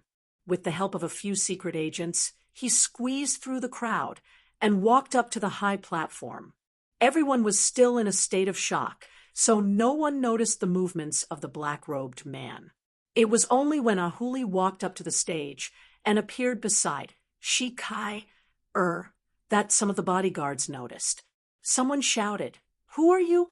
Why aren't you backing down?" "Humph, you're just someone who has been abandoned by the heavens. What's there to be proud of?" Ahu, who had once led 20,000 soldiers, would not be frightened by the shouts of a few soldiers. After a cold snort, he took off his black robe and revealed his original appearance. Ah, it's the Great Khan. The bodyguards had all seen Ahuli before. After recognizing his identity, they still greeted him as they used to. "That's right, it's this Khan." Ahu replied in a deep voice. He suddenly turned to look at the commoners in the square and shouted, "I'm Ahu. I didn't die. This Khan has returned." "Ah, it's the Great Khan." Someone among the commoners took the lead and shouted, then knelt on the ground. With this leader, the other commoners also knelt on the ground out of habit. From this, it could be seen that Ahu's efforts were not in vain. At least, he still had a lot of support among the commoners. Ahu's sudden appearance caused the commoners to kneel. At the same time, it also caused Cicero and Bushi to feel fear. A person who was already dead in their eyes had suddenly appeared in front of them. How could they not be shocked, agitated, or even terrified? The commoners all knelt down, and many Mongol soldiers also knelt on the ground. They were all low-level soldiers and did not know about the struggle between the higher-ups. In their eyes, many people were still used to recognizing Ahu as the great Khan. The situation suddenly went out of control, and Cicero's brows furrowed. At this moment, Ahuli opened his mouth. First, he pointed his finger at Cycle, then said in a clear voice, "This is a despicable person. This Khan saved his life and gave him a new lease of life, but he actually colluded with others to harm this Khan, forcing me to go into hiding due to my serious injuries. This person has committed a heinous crime." The shamans were right when they said that he was abandoned by the heavens. Ahu stood out and accused, causing the already chaotic square to become even more chaotic. Chapter 1406. Since ancient times, a mountain could not accommodate two tigers. Ahuli was not dead, so Syker's position as the Khan was not rightful. Adding on the fact that the sorcerer's words had been abandoned by the heavens, Syker's expression was extremely ugly, and his face was extremely pale. Even if he was beaten to death, he would never have thought that not only was Ahuli not dead, but he was also alive and kicking in front of him. Moreover, he had appeared just as he was about to inherit the throne. All of this was too much of a coincidence. It could be said that his opponent had appeared at the most inappropriate time. This had completely ruined his previous plan, and Syker did not know how to react. He could only stand there and tremble, not knowing whether it was from fear or anger. On the other hand, Bushi was still able to maintain a clear head. Although this series of events had greatly exceeded his expectations, he was not the one who saw it. As a bystander, he had a clear view of the situation. When he looked at Ahuli, killing intent appeared in his eyes. In his opinion, although the situation was a bit complicated, it was all because of Ahuli's appearance. As long as Ahuli died, no one would be a match for Syker, and there would be no reason for him to take the throne. As for the sorcerer's words, he only needed to accuse him of being Ahuli's accomplice and find a reputable sorcerer to refute the rumors. In the face of absolute power, even if the commoners had their own opinions, they would not dare to speak carelessly in order to protect themselves. After making up his mind, Bushi quietly signaled to the soldiers behind him to take action. He then stepped forward, blocking in front of Syker, as he shouted at Ahuli, "Ahuli, you traitor of the Mongol race! You have already surrendered to the Russians. Your so-called love for the people is just an excuse. You want the army to have no food to eat, so that we can lose our ability to fight. That way, we can surrender to the Russian masters. I never thought that you would do such a sinister thing, but you still did it. Great Khan Syker was merciful and did not kill you. He only let you go, but you still dare to provoke us. Do you really think we won't dare to kill you? What did it mean to be the guilty party suing the victim? What did it mean to distort the truth? What did it mean to make something out of nothing? What was the meaning of, if you have a mind to condemn someone, you can always find some excuse to condemn him? At this moment, Ahuli knew everything. He had never looked at Bushi so seriously before. It was only at this moment that he realized that Bushi was a talent who could talk nonsense with his eyes wide open. If such a person were to be sent as an envoy, the effect would be unimaginable. Ahuli wasn't the only one who was shocked. Many others were also looking at this scene in shock. However, not all of them knew that this was a lie. Instead, they were considering the credibility of this matter. Bushi was powerful because his words were both true and false. For example, it was true that he loved the people and treated the army harshly. Because of this, many people believed in this saying. If that was the case, then everything would be easy to explain. Presumably, even the wizard was one of Ahuri's people. Everything that happened just now must have been arranged by them. He had actually managed to turn the situation around. It was no wonder that Ahuli valued him so much. After a while, Psyker finally recovered. Now that he had come to this point, he had no way out. Otherwise, death would be the only thing that awaited him. Psyker, who couldn't retreat anymore, used Bushi's words to shout loudly, "That's right, Ahuli. I once spared your life out of kindness, but I didn't expect you to be so unrepentant. You colluded with the wizard to fool everyone. Since that's the case, I can't let you live anymore. Men, take him down." Bushi's personal guards, who were already prepared, drew their swords and rushed forward after receiving the order. Their eyes were fierce, and they looked like they would kill anyone who stood in their way. If it was in the suburbs or a spacious place, there would be nowhere to hide in the face of these ferocious personal guards. However, this was a crowded square. The result was completely different. At this moment, everyone was huddled together. There was nowhere to hide even if he wanted to. Of course, Ahuli couldn't dodge, and it was even more difficult for those personal guards to get close to him. Guang, who had already received Yang Qindong's order to protect Ahuli, had also made various plans. Now that someone wanted to get close to Ahuli without waiting for his order, the spies he had arranged in the crowd began to move. What are they doing?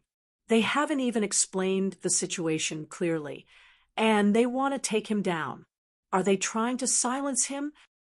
I think they're trying to silence him. This is a sign of guilt. What kind of person is Ahuli? He treats the people so well. How could he do something bad to them? They're obviously jealous. Come, everyone, let's protect Ahuli. Isn't it better to talk things out face to face? Within the crowd, voices rang out one after another. These were all words that Wang Guang had arranged beforehand. Now, with their lead, some of the commoners who did not know the truth also joined in the commotion and were not afraid of things blowing up. For a moment, it was even more difficult for those personal guards to get close to Ahuli. The situation was so chaotic that Shikir and Bushi didn't expect it to be like this. Ahuli, who was being protected by the crowd, was slowly moving out. Once he escaped, there would be two voices in the Great Crow City. This was definitely not what they wanted to see. After they looked at each other, they saw a fierce look in each other's eyes. "Let's kill them." Sikong sighed and pretended to be forced to do so. "Okay." Bushi was waiting for this sentence. In troubled times, severe punishment was needed. In the face of chaos, the most effective way was to kill until the opponents surrendered, until there were no opponents left. "Men, call the archers and prepare to shoot." Bushi's face also flashed with killing intent. For his own glory and wealth, he treated these people as enemies. Originally, 2,000 cavalrymen were sent to the square to maintain order. As soon as the order was given, the cavalrymen quickly gathered and mounted their horses. Their bows were drawn, and their killing intent was overwhelming. Not good. They're going to kill indiscriminately. Everyone be careful. Wang Guang, who was in the crowd, noticed this scene and hurriedly shouted out. He then lowered his body as much as possible and hid among the Mongolian and White Russian people. At the same time, his eyes were filled with anxiety, and he would occasionally look into the distance. He wanted to wait for Bugnam of Gojoseon to arrive with the main force. The new Second Army's 1st Cavalry Division's commander, Xiao Chao, was the first to charge into the Great Crow City. There was a sudden explosion, and when the East Gate was blasted open, many of the Mongol soldiers were still standing there in a daze. They simply couldn't understand why the perfectly fine city gate would suddenly break, and where the loud noise came from. Reality soon gave them the answer. The ground began to tremble, and the sounds of killing could be heard.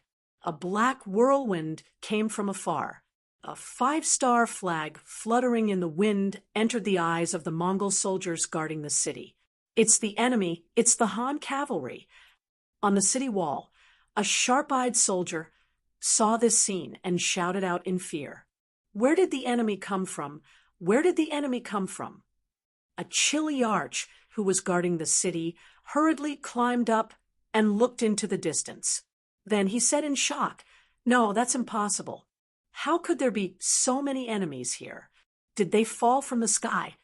It was no wonder that this chilly arch was so shocked. This place had just been developed, and not only were the roads difficult to travel, it was also difficult for the army to transport supplies. They really couldn't think of anyone who would attack them at this time, as this didn't fit with the rules of the past. The so-called rules were meant to be broken. Before the 5-star army set out, they had prepared a large amount of biscuits, instant noodles, canned ham, bread, and other things. Not only did these things not take up much space, but they could also fill their stomachs, greatly solving the problem of logistics. Therefore, things that were impossible in the eyes of others were possible in the eyes of the 5-star army soldiers. Under the shocked gazes of the Mongolians, the 5-star army charged into the city. After the thick city gates were destroyed by the cannonballs, the 5-star army charged into the city, breaking the iron rule that only the Mongolian cavalry could attack Seoul, and the Han cavalry could only defend. With the reward of military merits, all the 5-star cavalry soldiers led the charge. They were like an unstoppable black whirlwind that no one could stop as they charged into the city. From time to time, they would even take out their bows and shoot at the Mongolian cavalry, killing people along the way. No one could stop them, and they were invincible. Division Commander Chow Chow led the 1st Cavalry Division and charged into the city at lightning speed. Before the Mongolian cavalrymen could understand what was going on, they were already heading towards the square in the city. Before they set out, Division Commander Chow had already looked at the map of the city, and he was very clear about his destination. After the 1st Cavalry Division, the other 3 divisions of the new 2nd Army also charged into the city. The Mongolian cavalry did not even have time to report, and they had already charged into the city, arriving at the city walls and taking control of the situation. Those who resist will be killed, those who surrender will live. The moment the 5-star army cavalry appeared, their battle cries shook the city, following which arrows flew in all directions, and the Mongolian soldiers who wanted to resist were killed before they could even find their war horses. More and more 5-star army soldiers entered the city, and more arrows threatened the lives of the Mongolian soldiers. In just 15 minutes, at least 500 Mongolian soldiers were killed, and those who were still alive were shocked by the unstoppable momentum of the 5-star army. Finally, some of them threw down their weapons and chose to kneel on the ground and surrender. These Mongol soldiers had spent most of their time in the Great Crow City, and their ferocious side had already been smoothed out, facing the valiant soldiers of the 5-star army, who were completely unprepared. How could they be a match for them? Chapter 1407. Entering from the east gate, the sound of iron hooves stomping on the ground spread out. On the streets, some of the citizens who didn't attend the ceremony of the Great Khan fell to their knees in fear when they saw the 5-star army's cavalry dressed in black armor and riding on tall horses. Because the Mongol cavalry was too poor, their clothing was not uniform, and most of them wore cloth armor, unlike the 5-star army, who wore standard armor.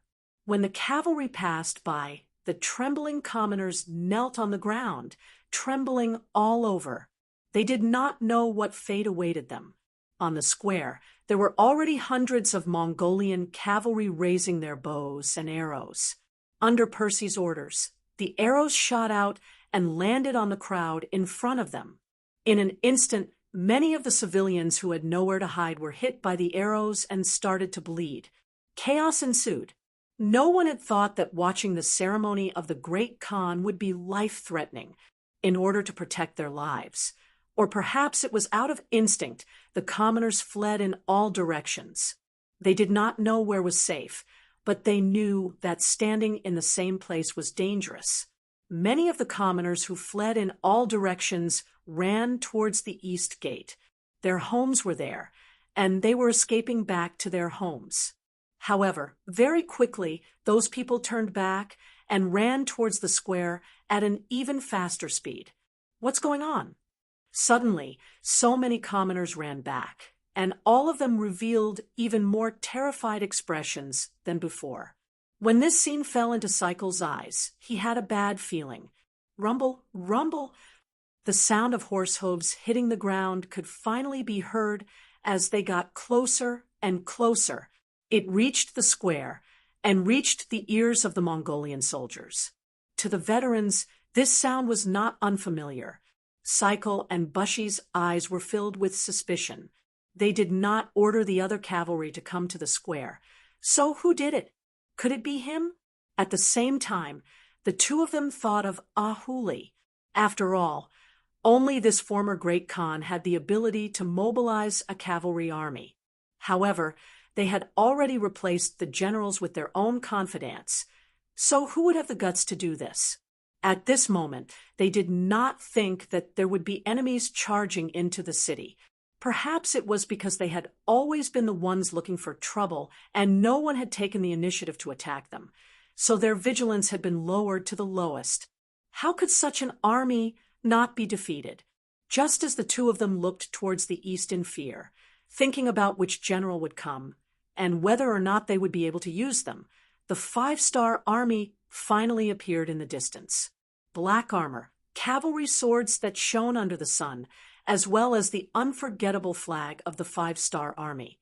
When Cycle and Bushy saw it, their expressions changed, and they said in unison, "It's the 5-star army."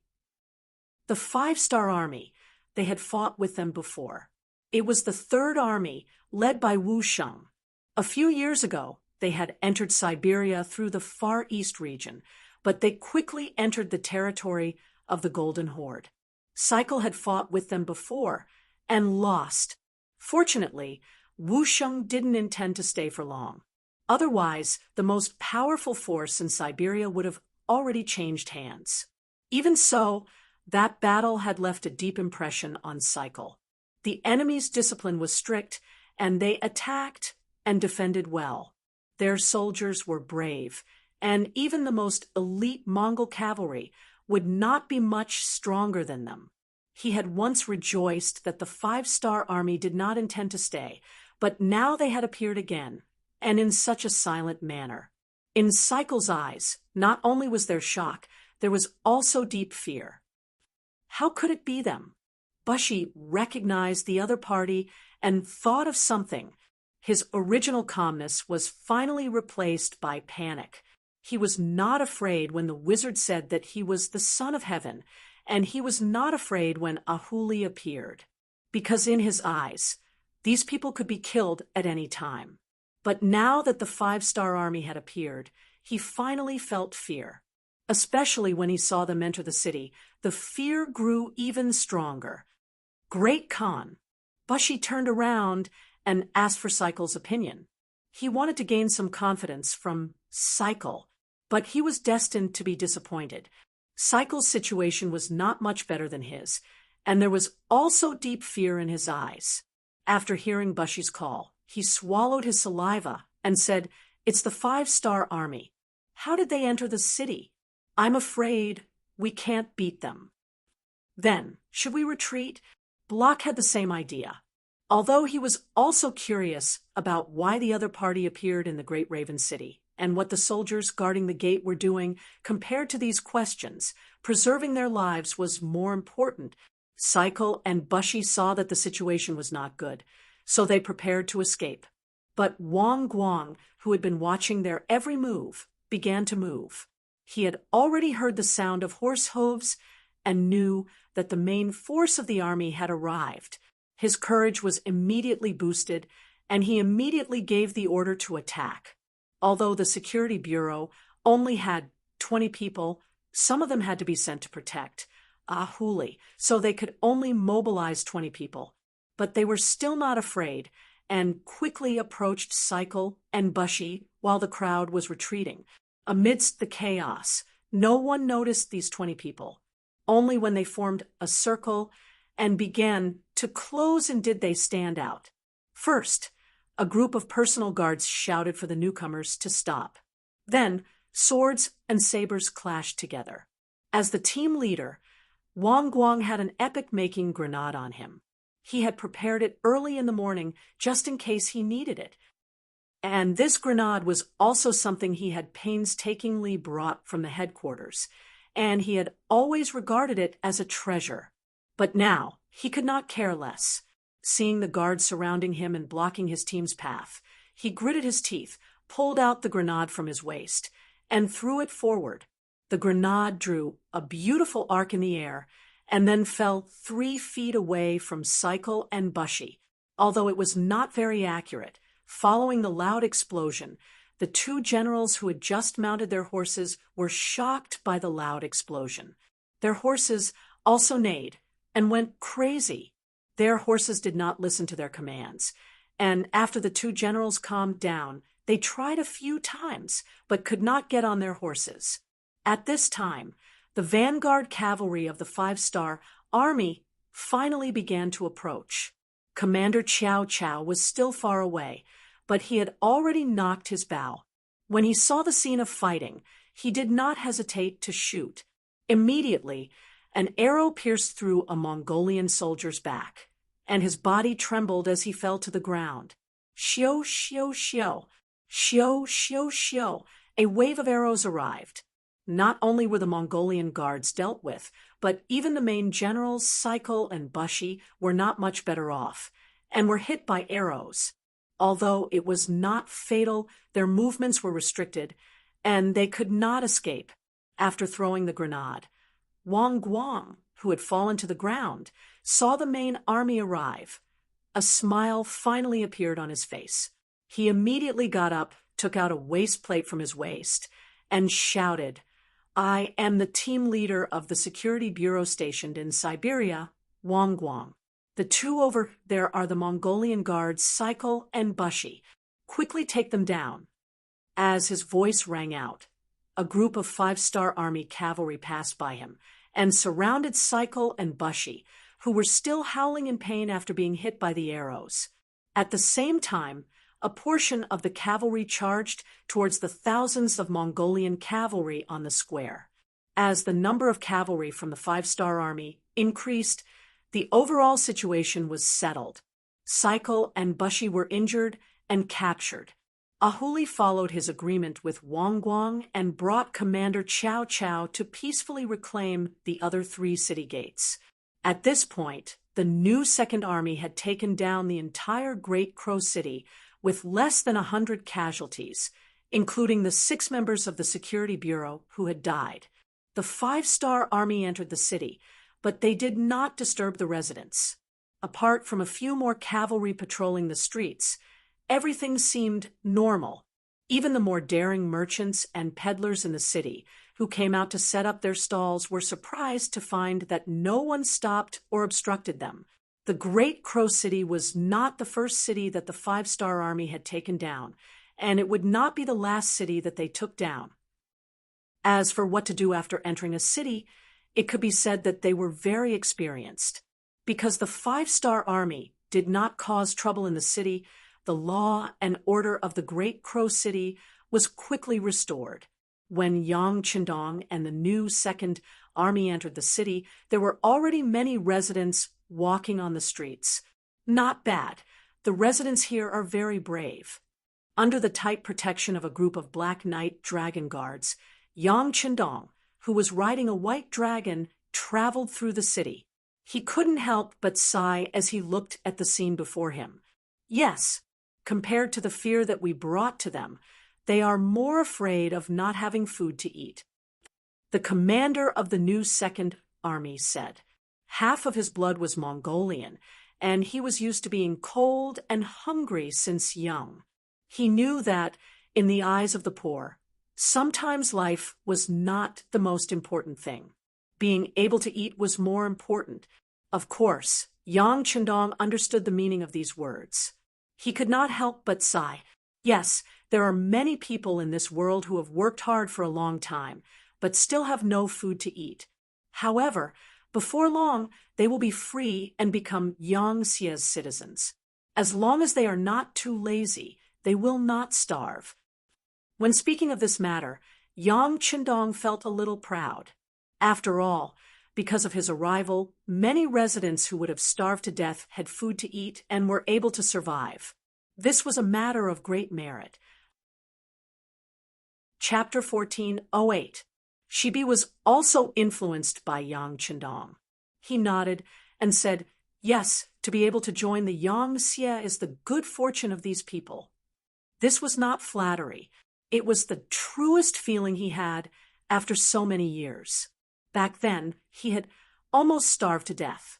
But now, what he ate, what he wore, and what he lived in, which part of it was not satisfactory, it was because of this truest feeling that he wanted more Mongols to be like him. At least, they would not have to worry about food anymore. Hearing Shibi's sigh, Yang Chendong had a thought and said, "Commander Shibi has the heart of a bodhisattva. Since that is the case, I will leave the matter of persuading the army and the people to you. Is there a problem? Please open the granary and release the grain." Shibi cupped his fist as if he was prepared. Approved. Yang Chendong did not even frown. He knew better than anyone that agriculture was the foundation of a country. However, he also knew that without commerce, one would not be rich. Therefore, he had never relied on agriculture to make a fortune. He was also open to all aspects of agriculture. Not only did he encourage the people to farm, but he also set a protective price to prevent the price of grain from falling during good harvests. With the help of various policies, Yangtze had an unimaginable amount of grain. As long as he needed it, there would be an endless supply of grain from the 3 eastern provinces to the Far East and Siberia. Although at least 50% of the grain would be consumed along the way, Yang Chendong did not care about these losses. Just like when he came from the Far East, a few large grain transport teams also left the city. It would not be long before they arrived at Great Raven City to solve the grain problem.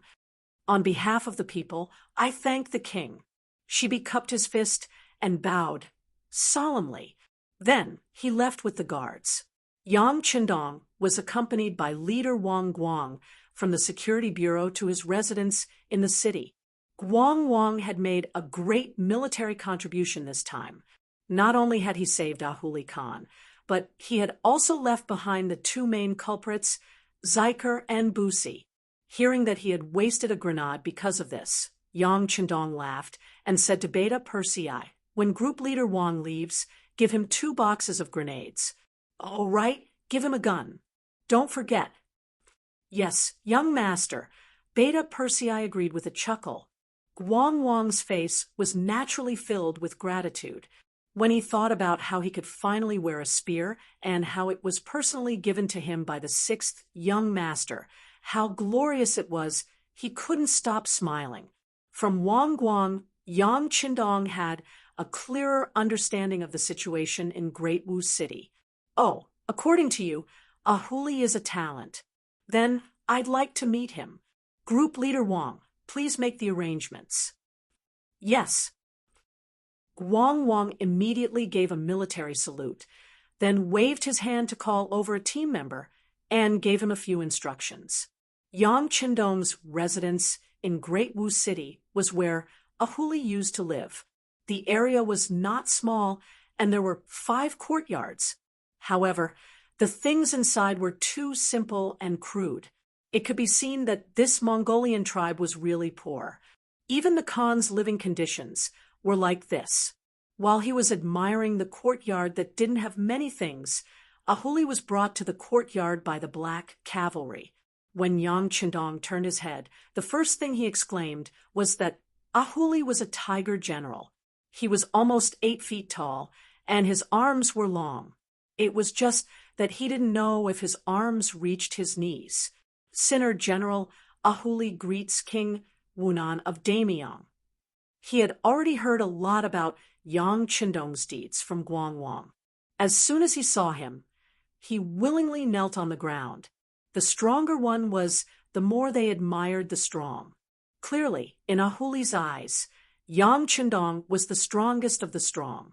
When he saw Ahuli standing upright, even though he was kneeling, and was even taller than some people who were squatting, Yang Qindong couldn't help but sigh.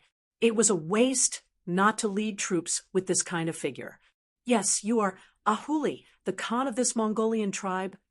Bugnam of Gojoseon, don't humiliate Sinner General.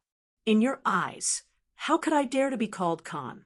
Ahuli had already heard from Guangwang that the King Wunan of Daemyong in front of him had the title of Heavenly Khan.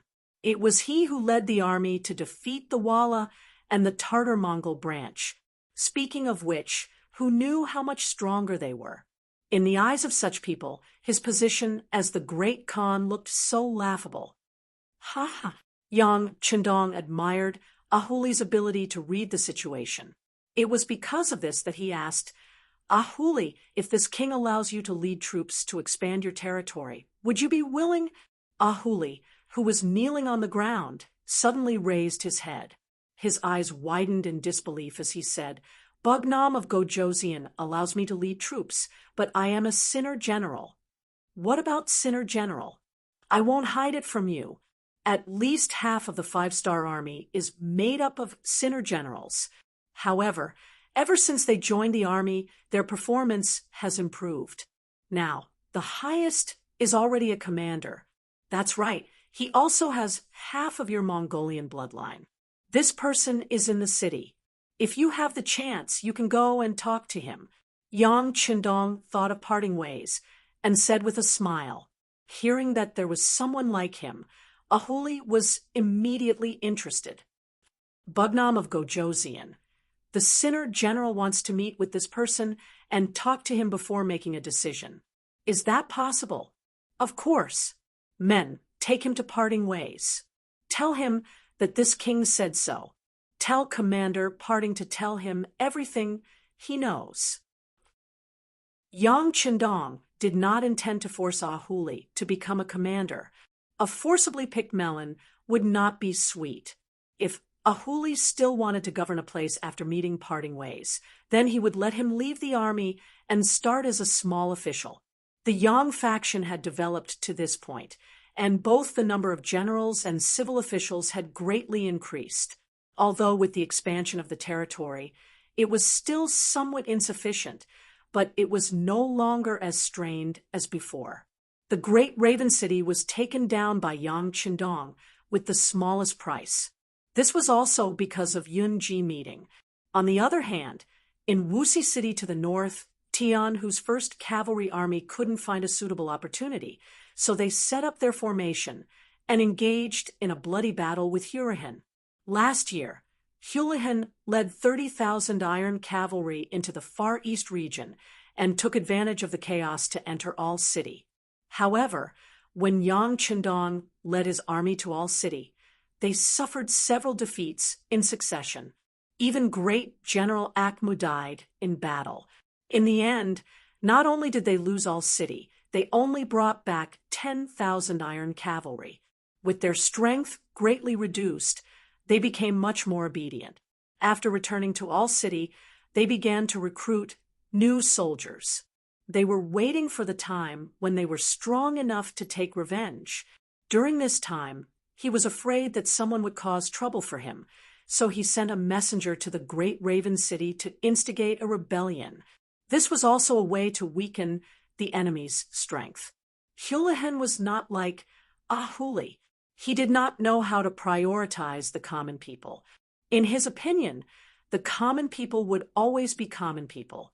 They were only fit to be his slaves, his soldiers, and die for him. His thinking was not right, so the treatment of soldiers was very poor. As a result, the expansion of his army was not very smooth. After half a year, he finally recruited 5,000 soldiers with great difficulty. Before he could even gather enough war horses for these 5,000 new soldiers, the world's #1 cavalry army suddenly appeared. When he found out that the 5-star army was coming, Houlihan did not put up any resistance out of instinct. Under the protection of the new General Houlihan, he led 5,000 of the most elite cavalry to escape. His fighting ability was average, but his escaping ability was top-notch. Afraid of being caught, Houlihan escaped with a light carriage. His speed was not something that Tian, who could catch up to. In the end, he could only watch as Houlihan escaped from his sight. Without the protection of the Great Khan, the Mongolian army was nothing more than a pile of loose sand. When Tian, who took out the 5 cannons that accompanied the army and began to bombard the city gate, there was a loud explosion accompanied by cries and screams. The city gate was opened, and the city was in chaos. Different from the firearms of this era, they only used solid bullets. Compared to the bombs used by the 5-star army, the difference was too great. The moment the cannons exploded, many things were already decided. When the cannons blew open the city gate, it also destroyed the morale of the Mongolian soldiers. The 5-star army's cavalry was like a ferocious tiger, descending from the mountain as they neatly entered the city. This allowed the soldiers and commoners in the city to see what a true elite was. After seeing the world's #1 cavalry army in high spirits and well-equipped, the commoners who originally did not have a good impression of Houlihan completely gave up on resisting. In their eyes, no matter how bad their lives were, could it be worse than having Houlihan as their great Khan? Tian, who was Yang Qindong's student and could be considered an all-rounder. He knew that it was easier to conquer a country than to defend it. After taking over the city, he sent a telegram to Chunbo in the Far East, asking him to send people to transport military supplies and send local officials to take over the city. At the same time, he calmed the hearts of the commoners and did the same thing as Yang Qindong, opening up the granaries to the commoners. The 2 armies unexpectedly descended from the sky, and the Siberian region quickly became part of the Yangtze territory. A month later, this matter finally reached the ears of the Golden Horde and the Rossi principalities. After Houlihan escaped, the first person he sought refuge with was the great Khan of the Golden Horde, Uluhe Mahama. Genghis Khan's descendants had established 4 khanates, namely the Golden Horde, also known as the Kipchak Khanate, the Chagatai Khanate, the Ajadai Khanate, and the Ili Khanate. The Golden Horde was conquered by Genghis Khan's eldest son, Joki, and grandson. After Genghis Khan's death, only his direct descendants, namely Joki, Chagatai, Ajadai, and Talyui's descendants, were known as the Golden Horde and had the right to inherit the Khanate's throne. After Talyui's son, Ming, became the great Khan of the Mongols, the range was further narrowed down to Talyui's descendants. The Yuan dynasty emperors and the Ming dynasty Khans, such as Dayan Khan, all came from this line. Chapter 1409. In 1242, Batu suddenly retreated back to Russia and led his army to launch the Second Mongol Western Expedition.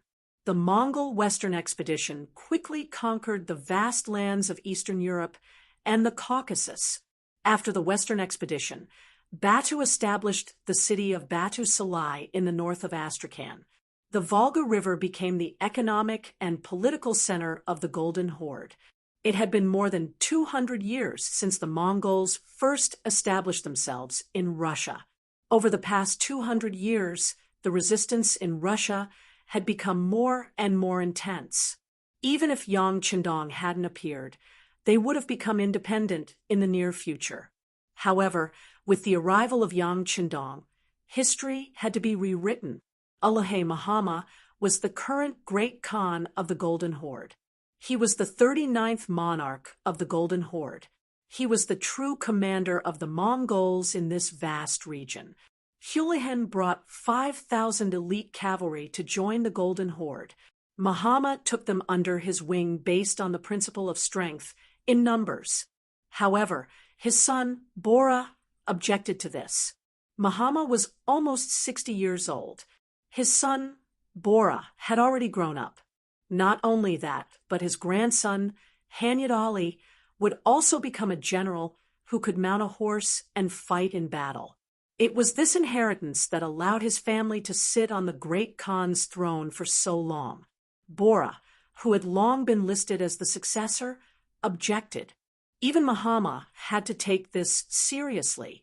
The father and son discussed the issue of Houlihan in the palace of Salai. "Father, I object to accepting Houlihan." Bora's voice was loud and clear. He was tall and strong, and his voice was full of energy. In contrast, Muhammad wore a tiger skin draped over his shoulders. He leaned back on his dragon throne and said calmly, "Reason." Bora, who was used to his father's way of speaking, immediately said, "Father, Houlihan offended the 5-star army. This time, he only brought 5,000 cavalry. If we give up on our friendship with General Wu Sheng, because of them, we will lose the big picture for the small." The Wu Sheng Bo La spoke of was the commander of the 5-star army's 3rd Army, Wu Sheng, who had arrived in this area a few years ago. When Wu Sheng first arrived, he was ostracized by the local forces. Not only the Mongol soldiers, but even the White Russian soldiers were not friendly to them. It wasn't until he displayed his strength, fought a few tough battles, and achieved victory that he finally received everyone's recognition. But even so, due to the short time they had spent in the Golden Horde and the long journey, it was difficult for them to obtain the support of the Yangxia headquarters. Their development was also very slow. Now, they had only established New Xia City in the northern part of the Golden Horde, and their range of activities was limited to that area. The Golden Horde's territory was a barren land to begin with, and they also had some military strength. For the Golden Horde, the gains from such a long expedition were indeed very limited, so they had been tolerating their existence. But no matter what, it was still a decent military force. Furthermore, New Xia City was not far from the Ross Duchy's territory, making it a target for the Golden Horde to rope in. They wanted to use Wu Sheng to suppress the Ross Duchy, which would make it easier for them to attack their opponents. This also made Wu Sheng's position in the 3rd Army higher, making it easier for him to find a way to survive in the cracks between the two sides. This was one of the Golden Horde's military strategies against external forces, and it was also recognized by everyone. But now, they had to make an enemy out of Wu Sheng for the sake of 5,000 Mongol soldiers. No matter how you looked at it, it was not worth it. Bora had doubts in his heart. Muhammad slowly opened his eyes. "What's wrong? You can't hold it in anymore?" "Father, it's not that I can't hold it in. It's that your son thinks that we will lose the big picture for the small." Bora's eyes were wide open, his face full of dissatisfaction. Looking at his somewhat childish son, Muhammad knew that some things had to be made clear.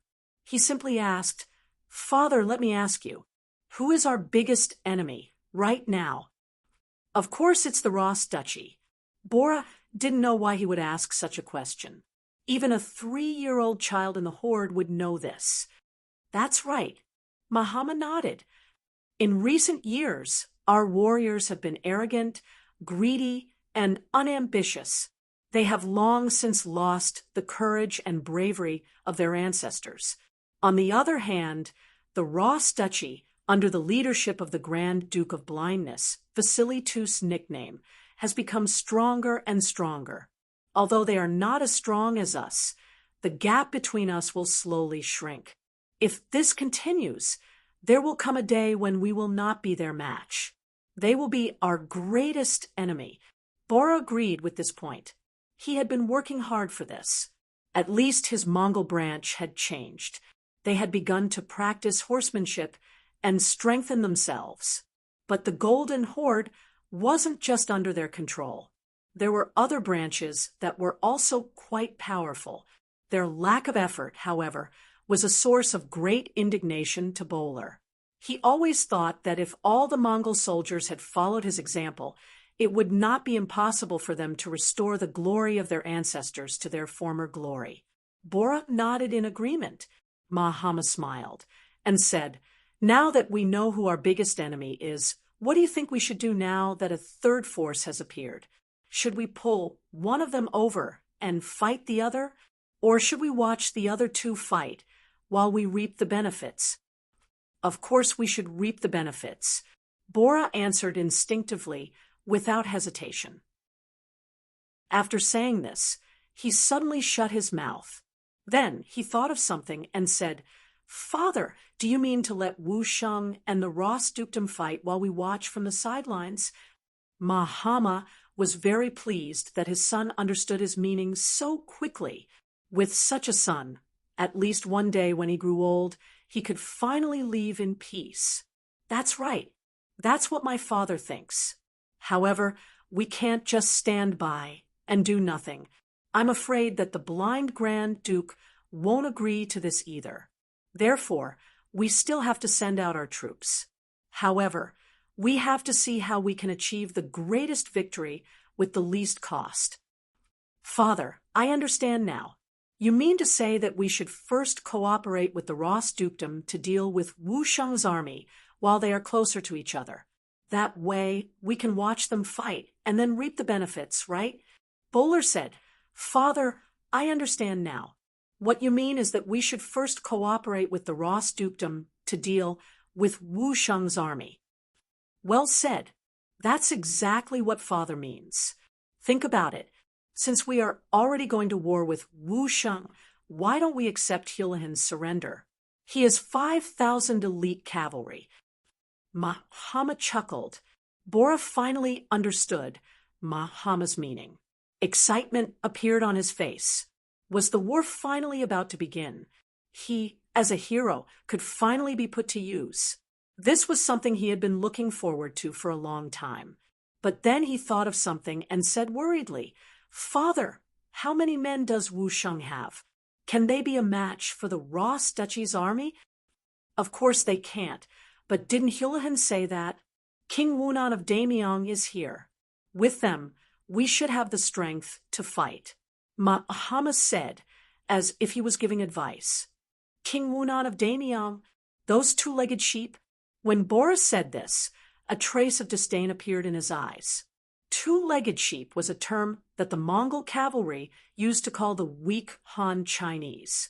In their eyes, the Han Chinese were too weak, and they were like sheep that could be taken at any time. The only difference was that they lacked two legs.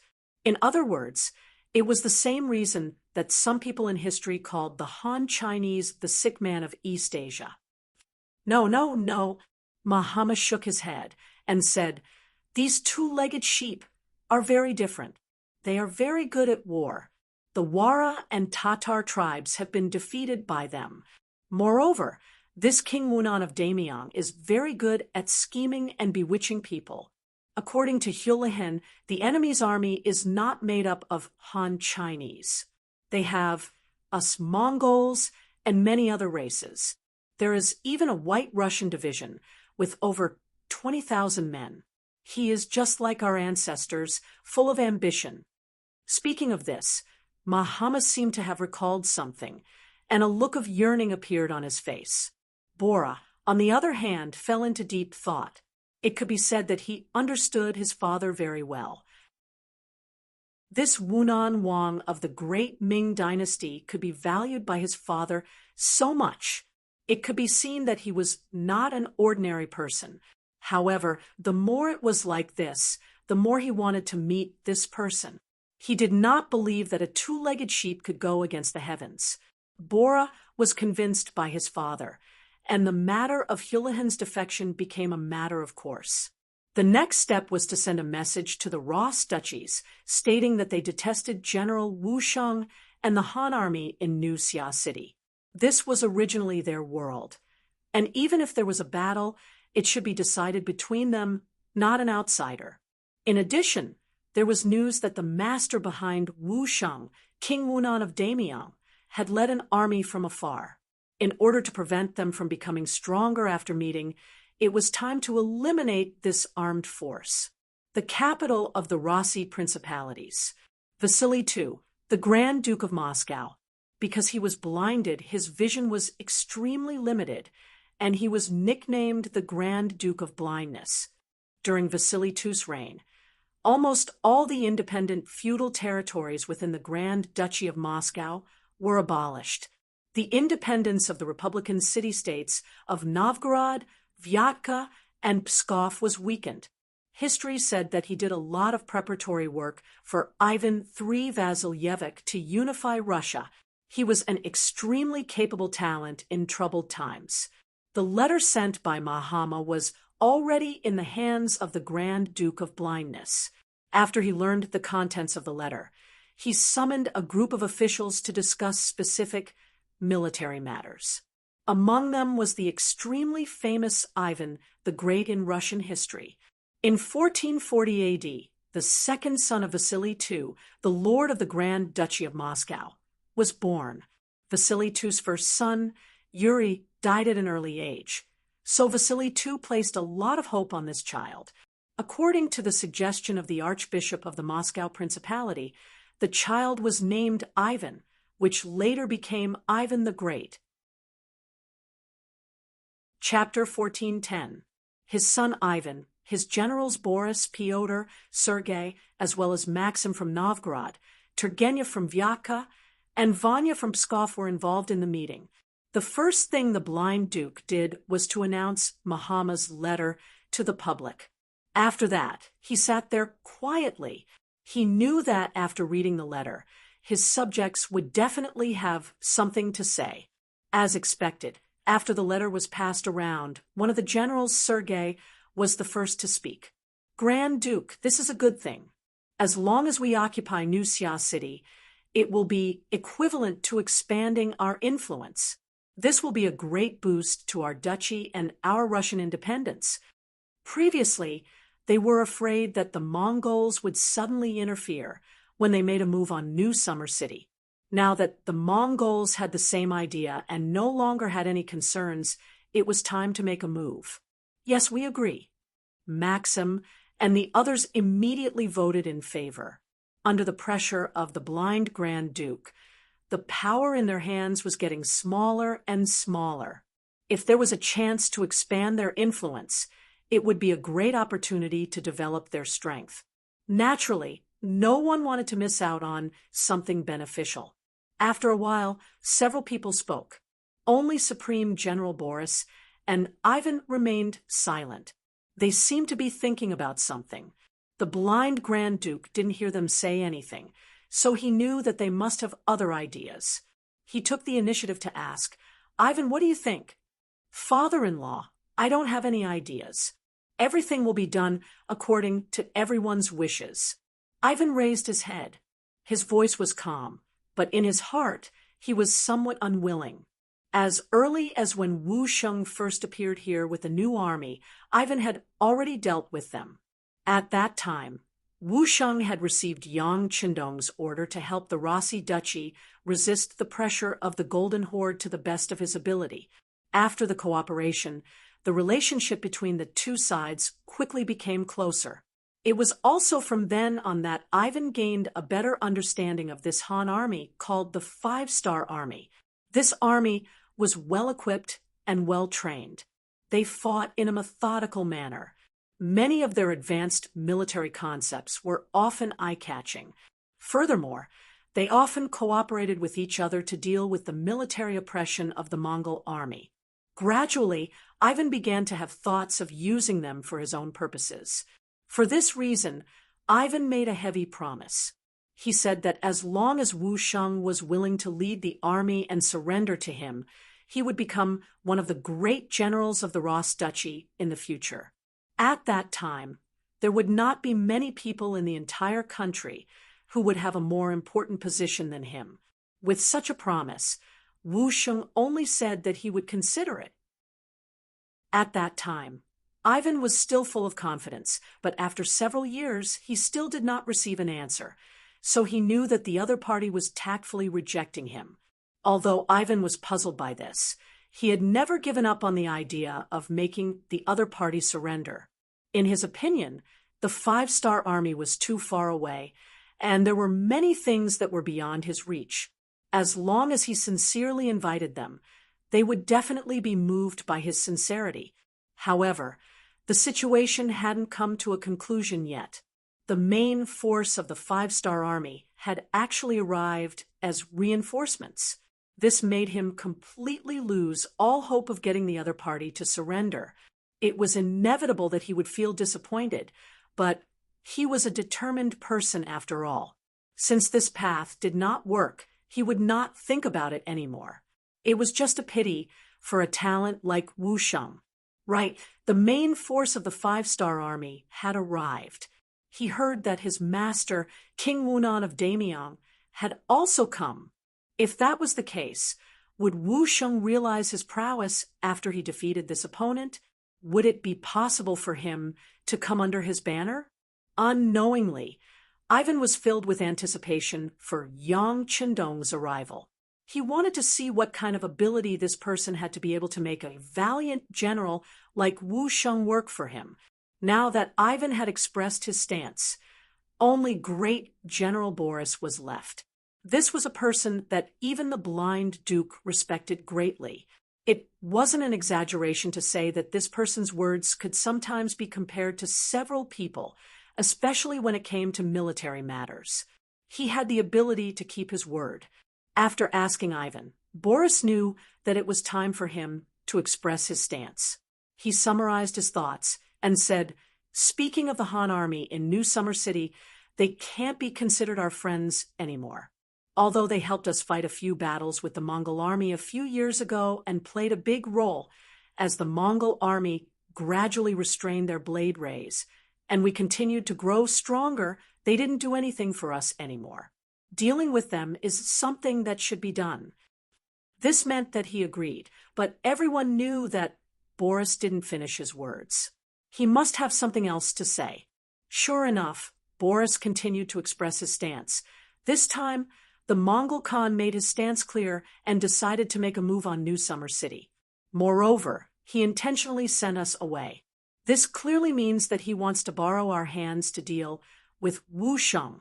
Moreover, I heard that Wu Sheng's master is about to arrive.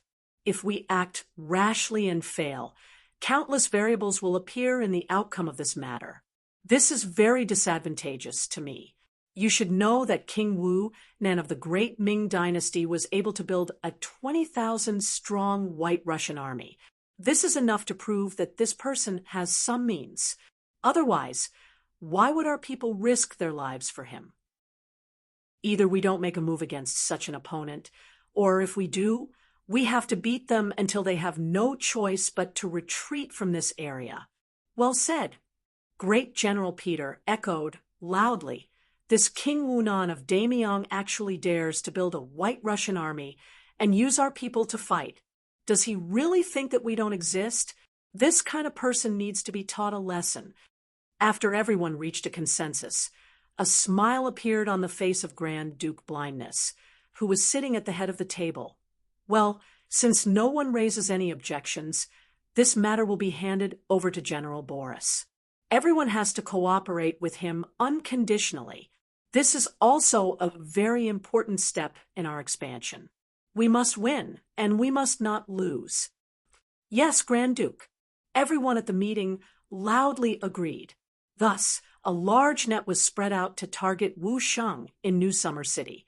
New Summer City. It was originally an abandoned White Russian tribe's old site, but ever since Wu Sheng brought the New Summer Army here, he had begun to rebuild it, taking into account the raw materials. Although the city wasn't very big, it was still enough to support 200,000 to 300,000 people. Standing in the courtyard, Wu Sheng's face had a hint of vicissitudes of life. He stood straight and seemed to be thinking about something.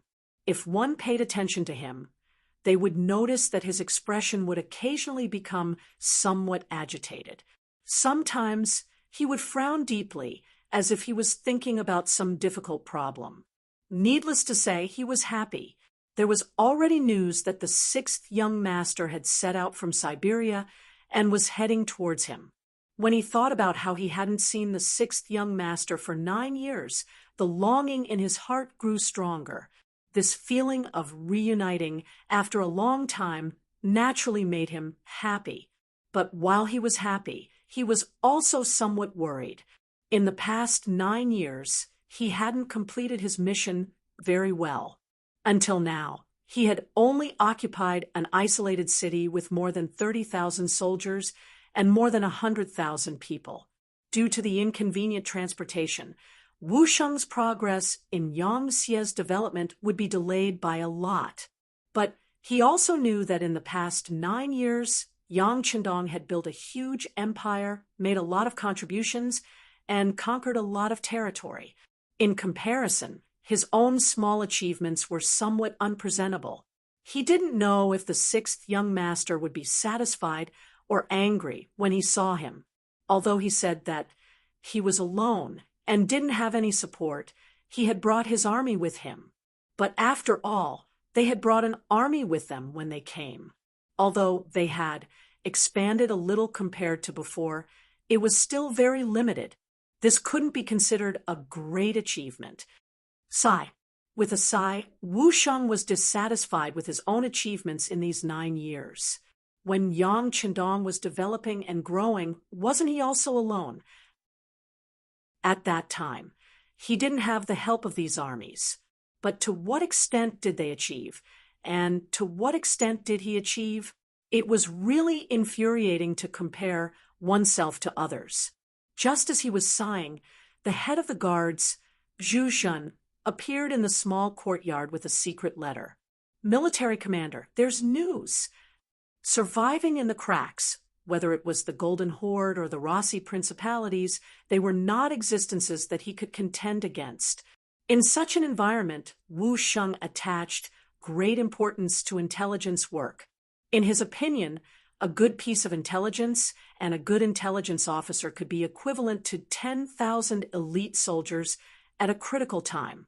Because of this, although he didn't expand his territory and the number of personnel was very limited, his intelligence work was progressing well. He had a stable source of information in these 2 large forces. Reaching out to take the report, Wu Sheng opened it and read. Soon, his expression became very serious. Military commander, did something big happen?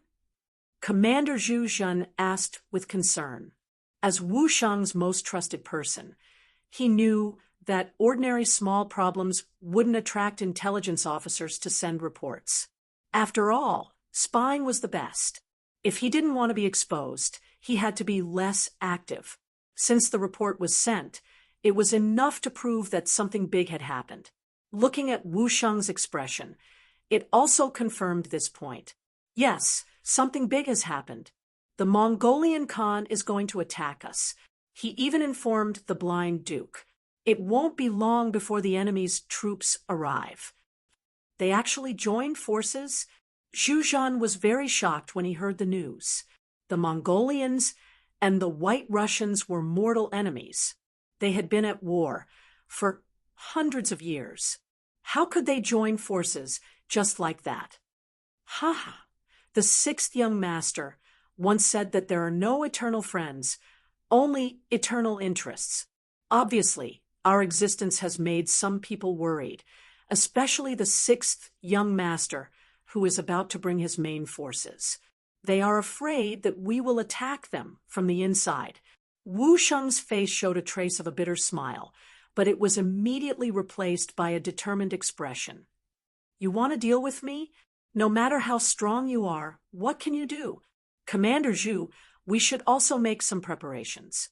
There are some things that should be settled. Chapter 1411. Ever since the Mongols weakened and the White Russians became stronger, Wu Sheng knew that New Xia would be besieged one day, but he didn't expect it to be so soon. Presumably, it had something to do with the sixth young master's imminent arrival. If it was in the past, Wu Sheng would have considered bowing to one of the powers in exchange for some space to survive. But now, the sixth young master was coming. He should make some achievements for the world to see. He had endured humiliation for so many years, and it was time to show his sword. Zhu Shun was also excited at this moment. Was the army commander finally going to fight a big battle? This was great. As a soldier, war was the best platform to show one's worth. He must seize this opportunity. Next, under Wu Sheng's signal, the whole New Xia became busy. The commoners were persuaded to leave one after another. They were advised to find a safe place and return only after New Xia City was completely safe. The army also began to mobilize before the war, but anyone with a mind and knowledge could feel that this was going to be a big battle. For a moment, everyone became nervous, afraid, and excited.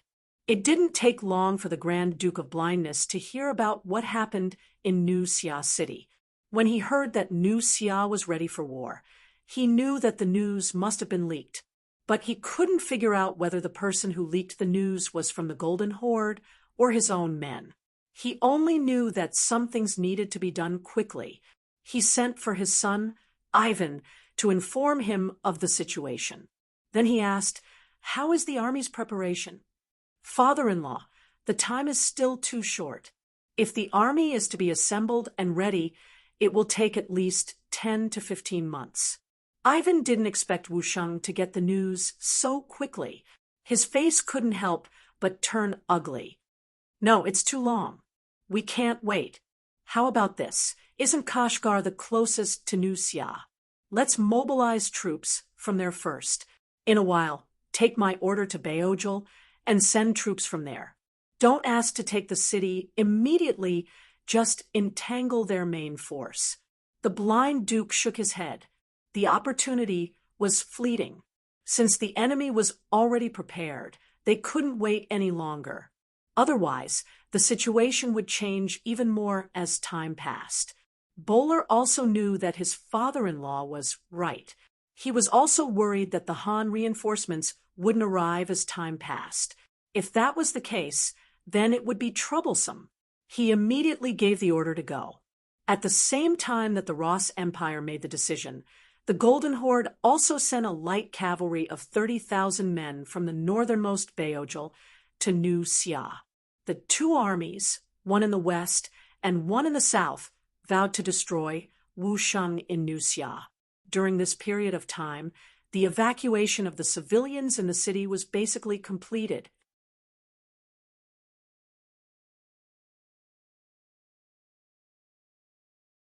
Seeing that everyone agreed, Wu Sheng said, "If that's the case, then send someone out to deliver the message. We have to inform the sixth young master as soon as possible. HM, is Vice Division Commander Lu Dai here?" "I am here." The Deputy Division Commander of the Nuzan Cavalry Division, Lu Dai, stepped forward. "The sixth young master knows about you. This time, you'll be the one to deliver the message. Don't worry. You'll only take a few people out.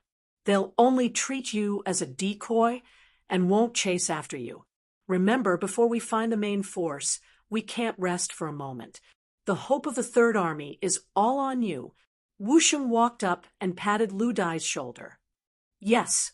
Lu Dai felt a lot of pressure. He saluted and repeated, "Please don't worry. Even if I die from exhaustion, I won't rest for a moment before we find the main force." Lu Dai left with less than 100 cavalry out of the city. Sure enough, as Wu Sheng had said, the enemy soldiers on the outer perimeter only stopped them for a moment, and then let them go. With the help of the enemy's torches, Wu Sheng heaved a sigh of relief when he saw that Lu Dai and the others had broken out of the encirclement. He then confidently said to everyone, "Leave a small group of people behind to guard the city. The rest of you can go back and sleep. Don't worry, it's so dark. We can't rush out, and the enemy won't rush in." Being able to remain calm even if Mount Tai collapses in front of you was the style of a general. On this point, Wu Sheng had done it. In fact, his heart was not as calm as it seemed on the surface. He did not know where Yang Qindong had gone with the main army, nor did he know if Lu Dai could find them. However, as the commander of an army and the main general of the army, he had to cheer everyone on at this moment. Outside Tove City, Ivan was leading 70,000 White Russians to the city gate. They were waiting for Wu Sheng to escape. Their muskets were loaded with solid cartridges, their horses were saddled, and their soldiers were ready to provide support to the enemy at any time. Ivan was the one who burned down New Summer City and left the message. He didn't want to leave an empty city for the Golden Horde's army to live in, but he was also preparing to lure Wu Sheng into action. Previously, his relationship with Wu Sheng was quite good, so he had a good understanding of this person. He knew that such a hot-blooded man couldn't be provoked.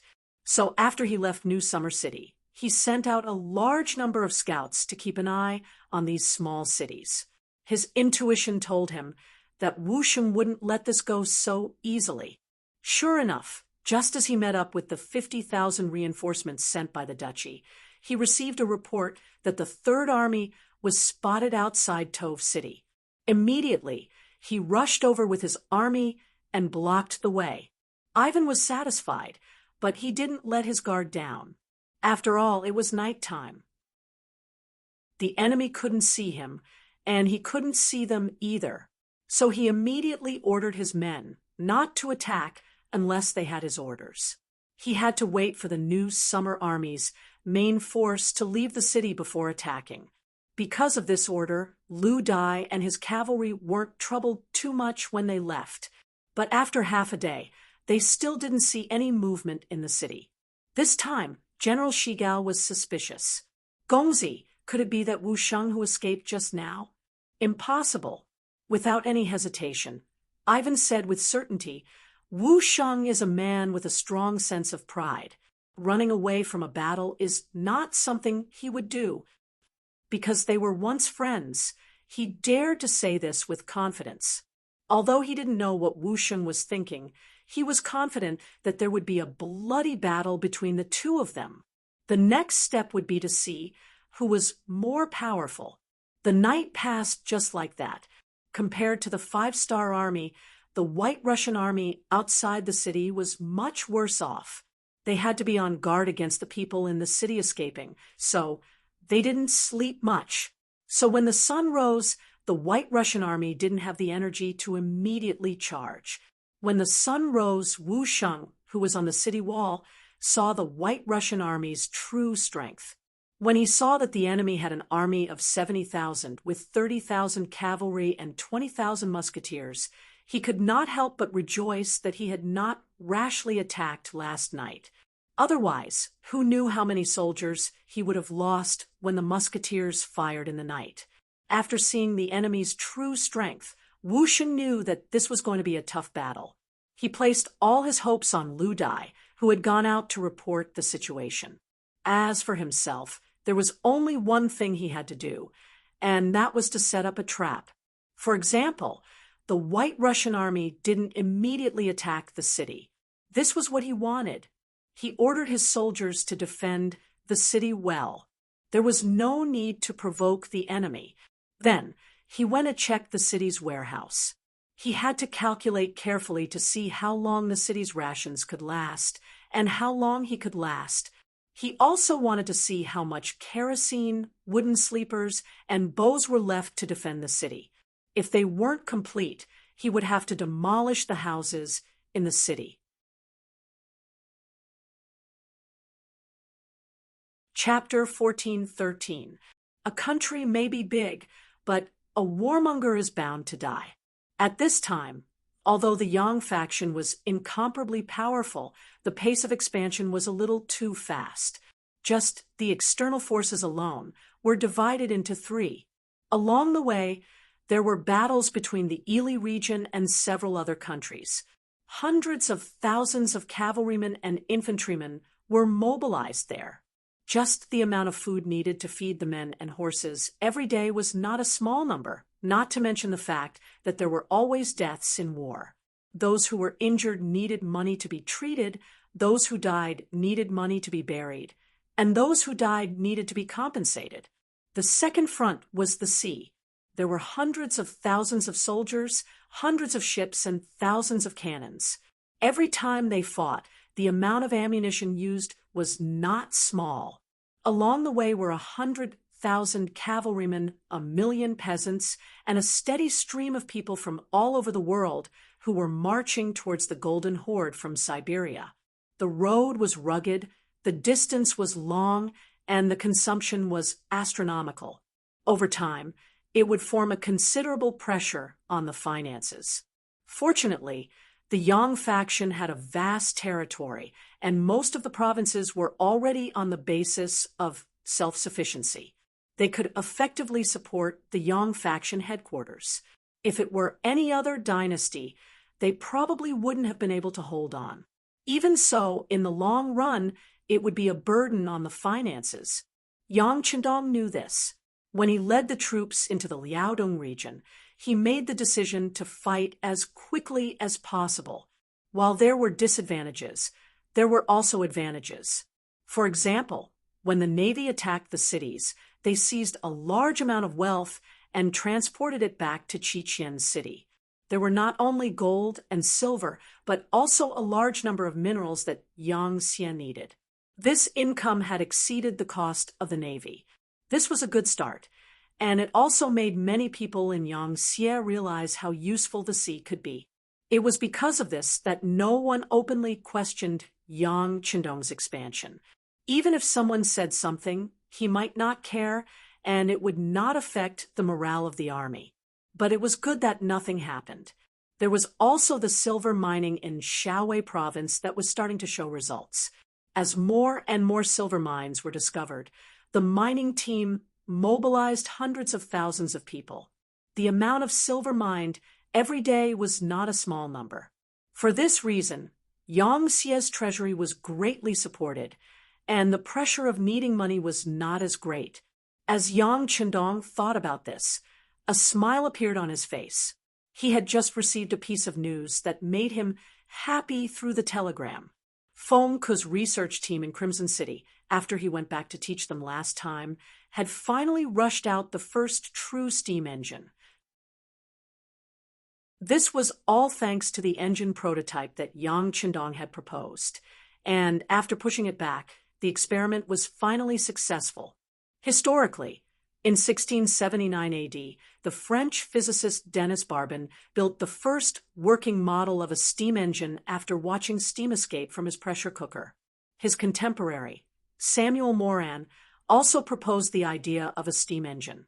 Now that they had appeared more than 200 years earlier, Yang Qindong did not dare to imagine how great of an advantage they would have. Although the vacuum steam engine was now used to pump water into the mine, the principle was that after steam was introduced into the cylinder, the valve was closed, and then cold water was poured into the cylinder. When the steam condensed, it created a vacuum.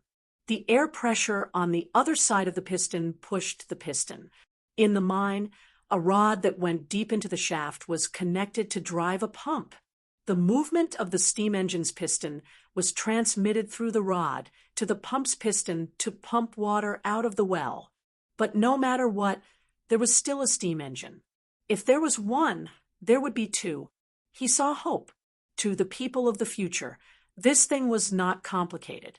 To put it bluntly, a steam engine needed a boiler that boiled water to produce high-pressure steam. This boiler could use wood, coal, oil, natural gas, or even combustible garbage as a heat source. The steam expanded to push the piston to work. Once the steam engine technology matured, it was widely used in power stations, factories, locomotives, ships, and other fields. It was especially used on warships as the only prime mover at that time. After the telegram was sent, Yang Qindong was excited and happy for a while. He knew that, with the steam engine, whether it was mining or other fields, the efficiency would increase a lot. This was the beginning of real industrial development. He personally wrote a telegram praising the research team, led by Feng Ke. He also gave a large reward, and a second-class medal to show their merit. Yang Xie had a total of 7 medals, representing 7 different merits. From low to high, they were iron, bronze, silver, gold medals, third class, second class, and the highest level, first class medal. These medals were not only a symbol of status and honor, but they could also be used to exchange for large amounts of money and land with the Yang faction. In times of crisis, they could even save one's life and had some of the effects of the death exemption medal. This was a good thing that everyone in the Yang faction wanted, especially a second-class medal. As a second-class medal, it could probably be used to offset any mistakes other than those that committed a rebellion. This was the first time such a medal was issued, and Feng Ku was the first recipient. It was clear that Yang Qindong valued him highly. It was also clear that technology was the #1 development force. Who knew how many people were envious and jealous of him?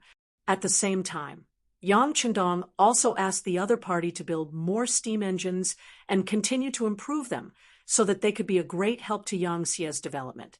In a good mood, Yang Qindong, who was riding on the white dragon, had a smile on his face. It wasn't until another telegram was sent in front of him that his good mood was broken.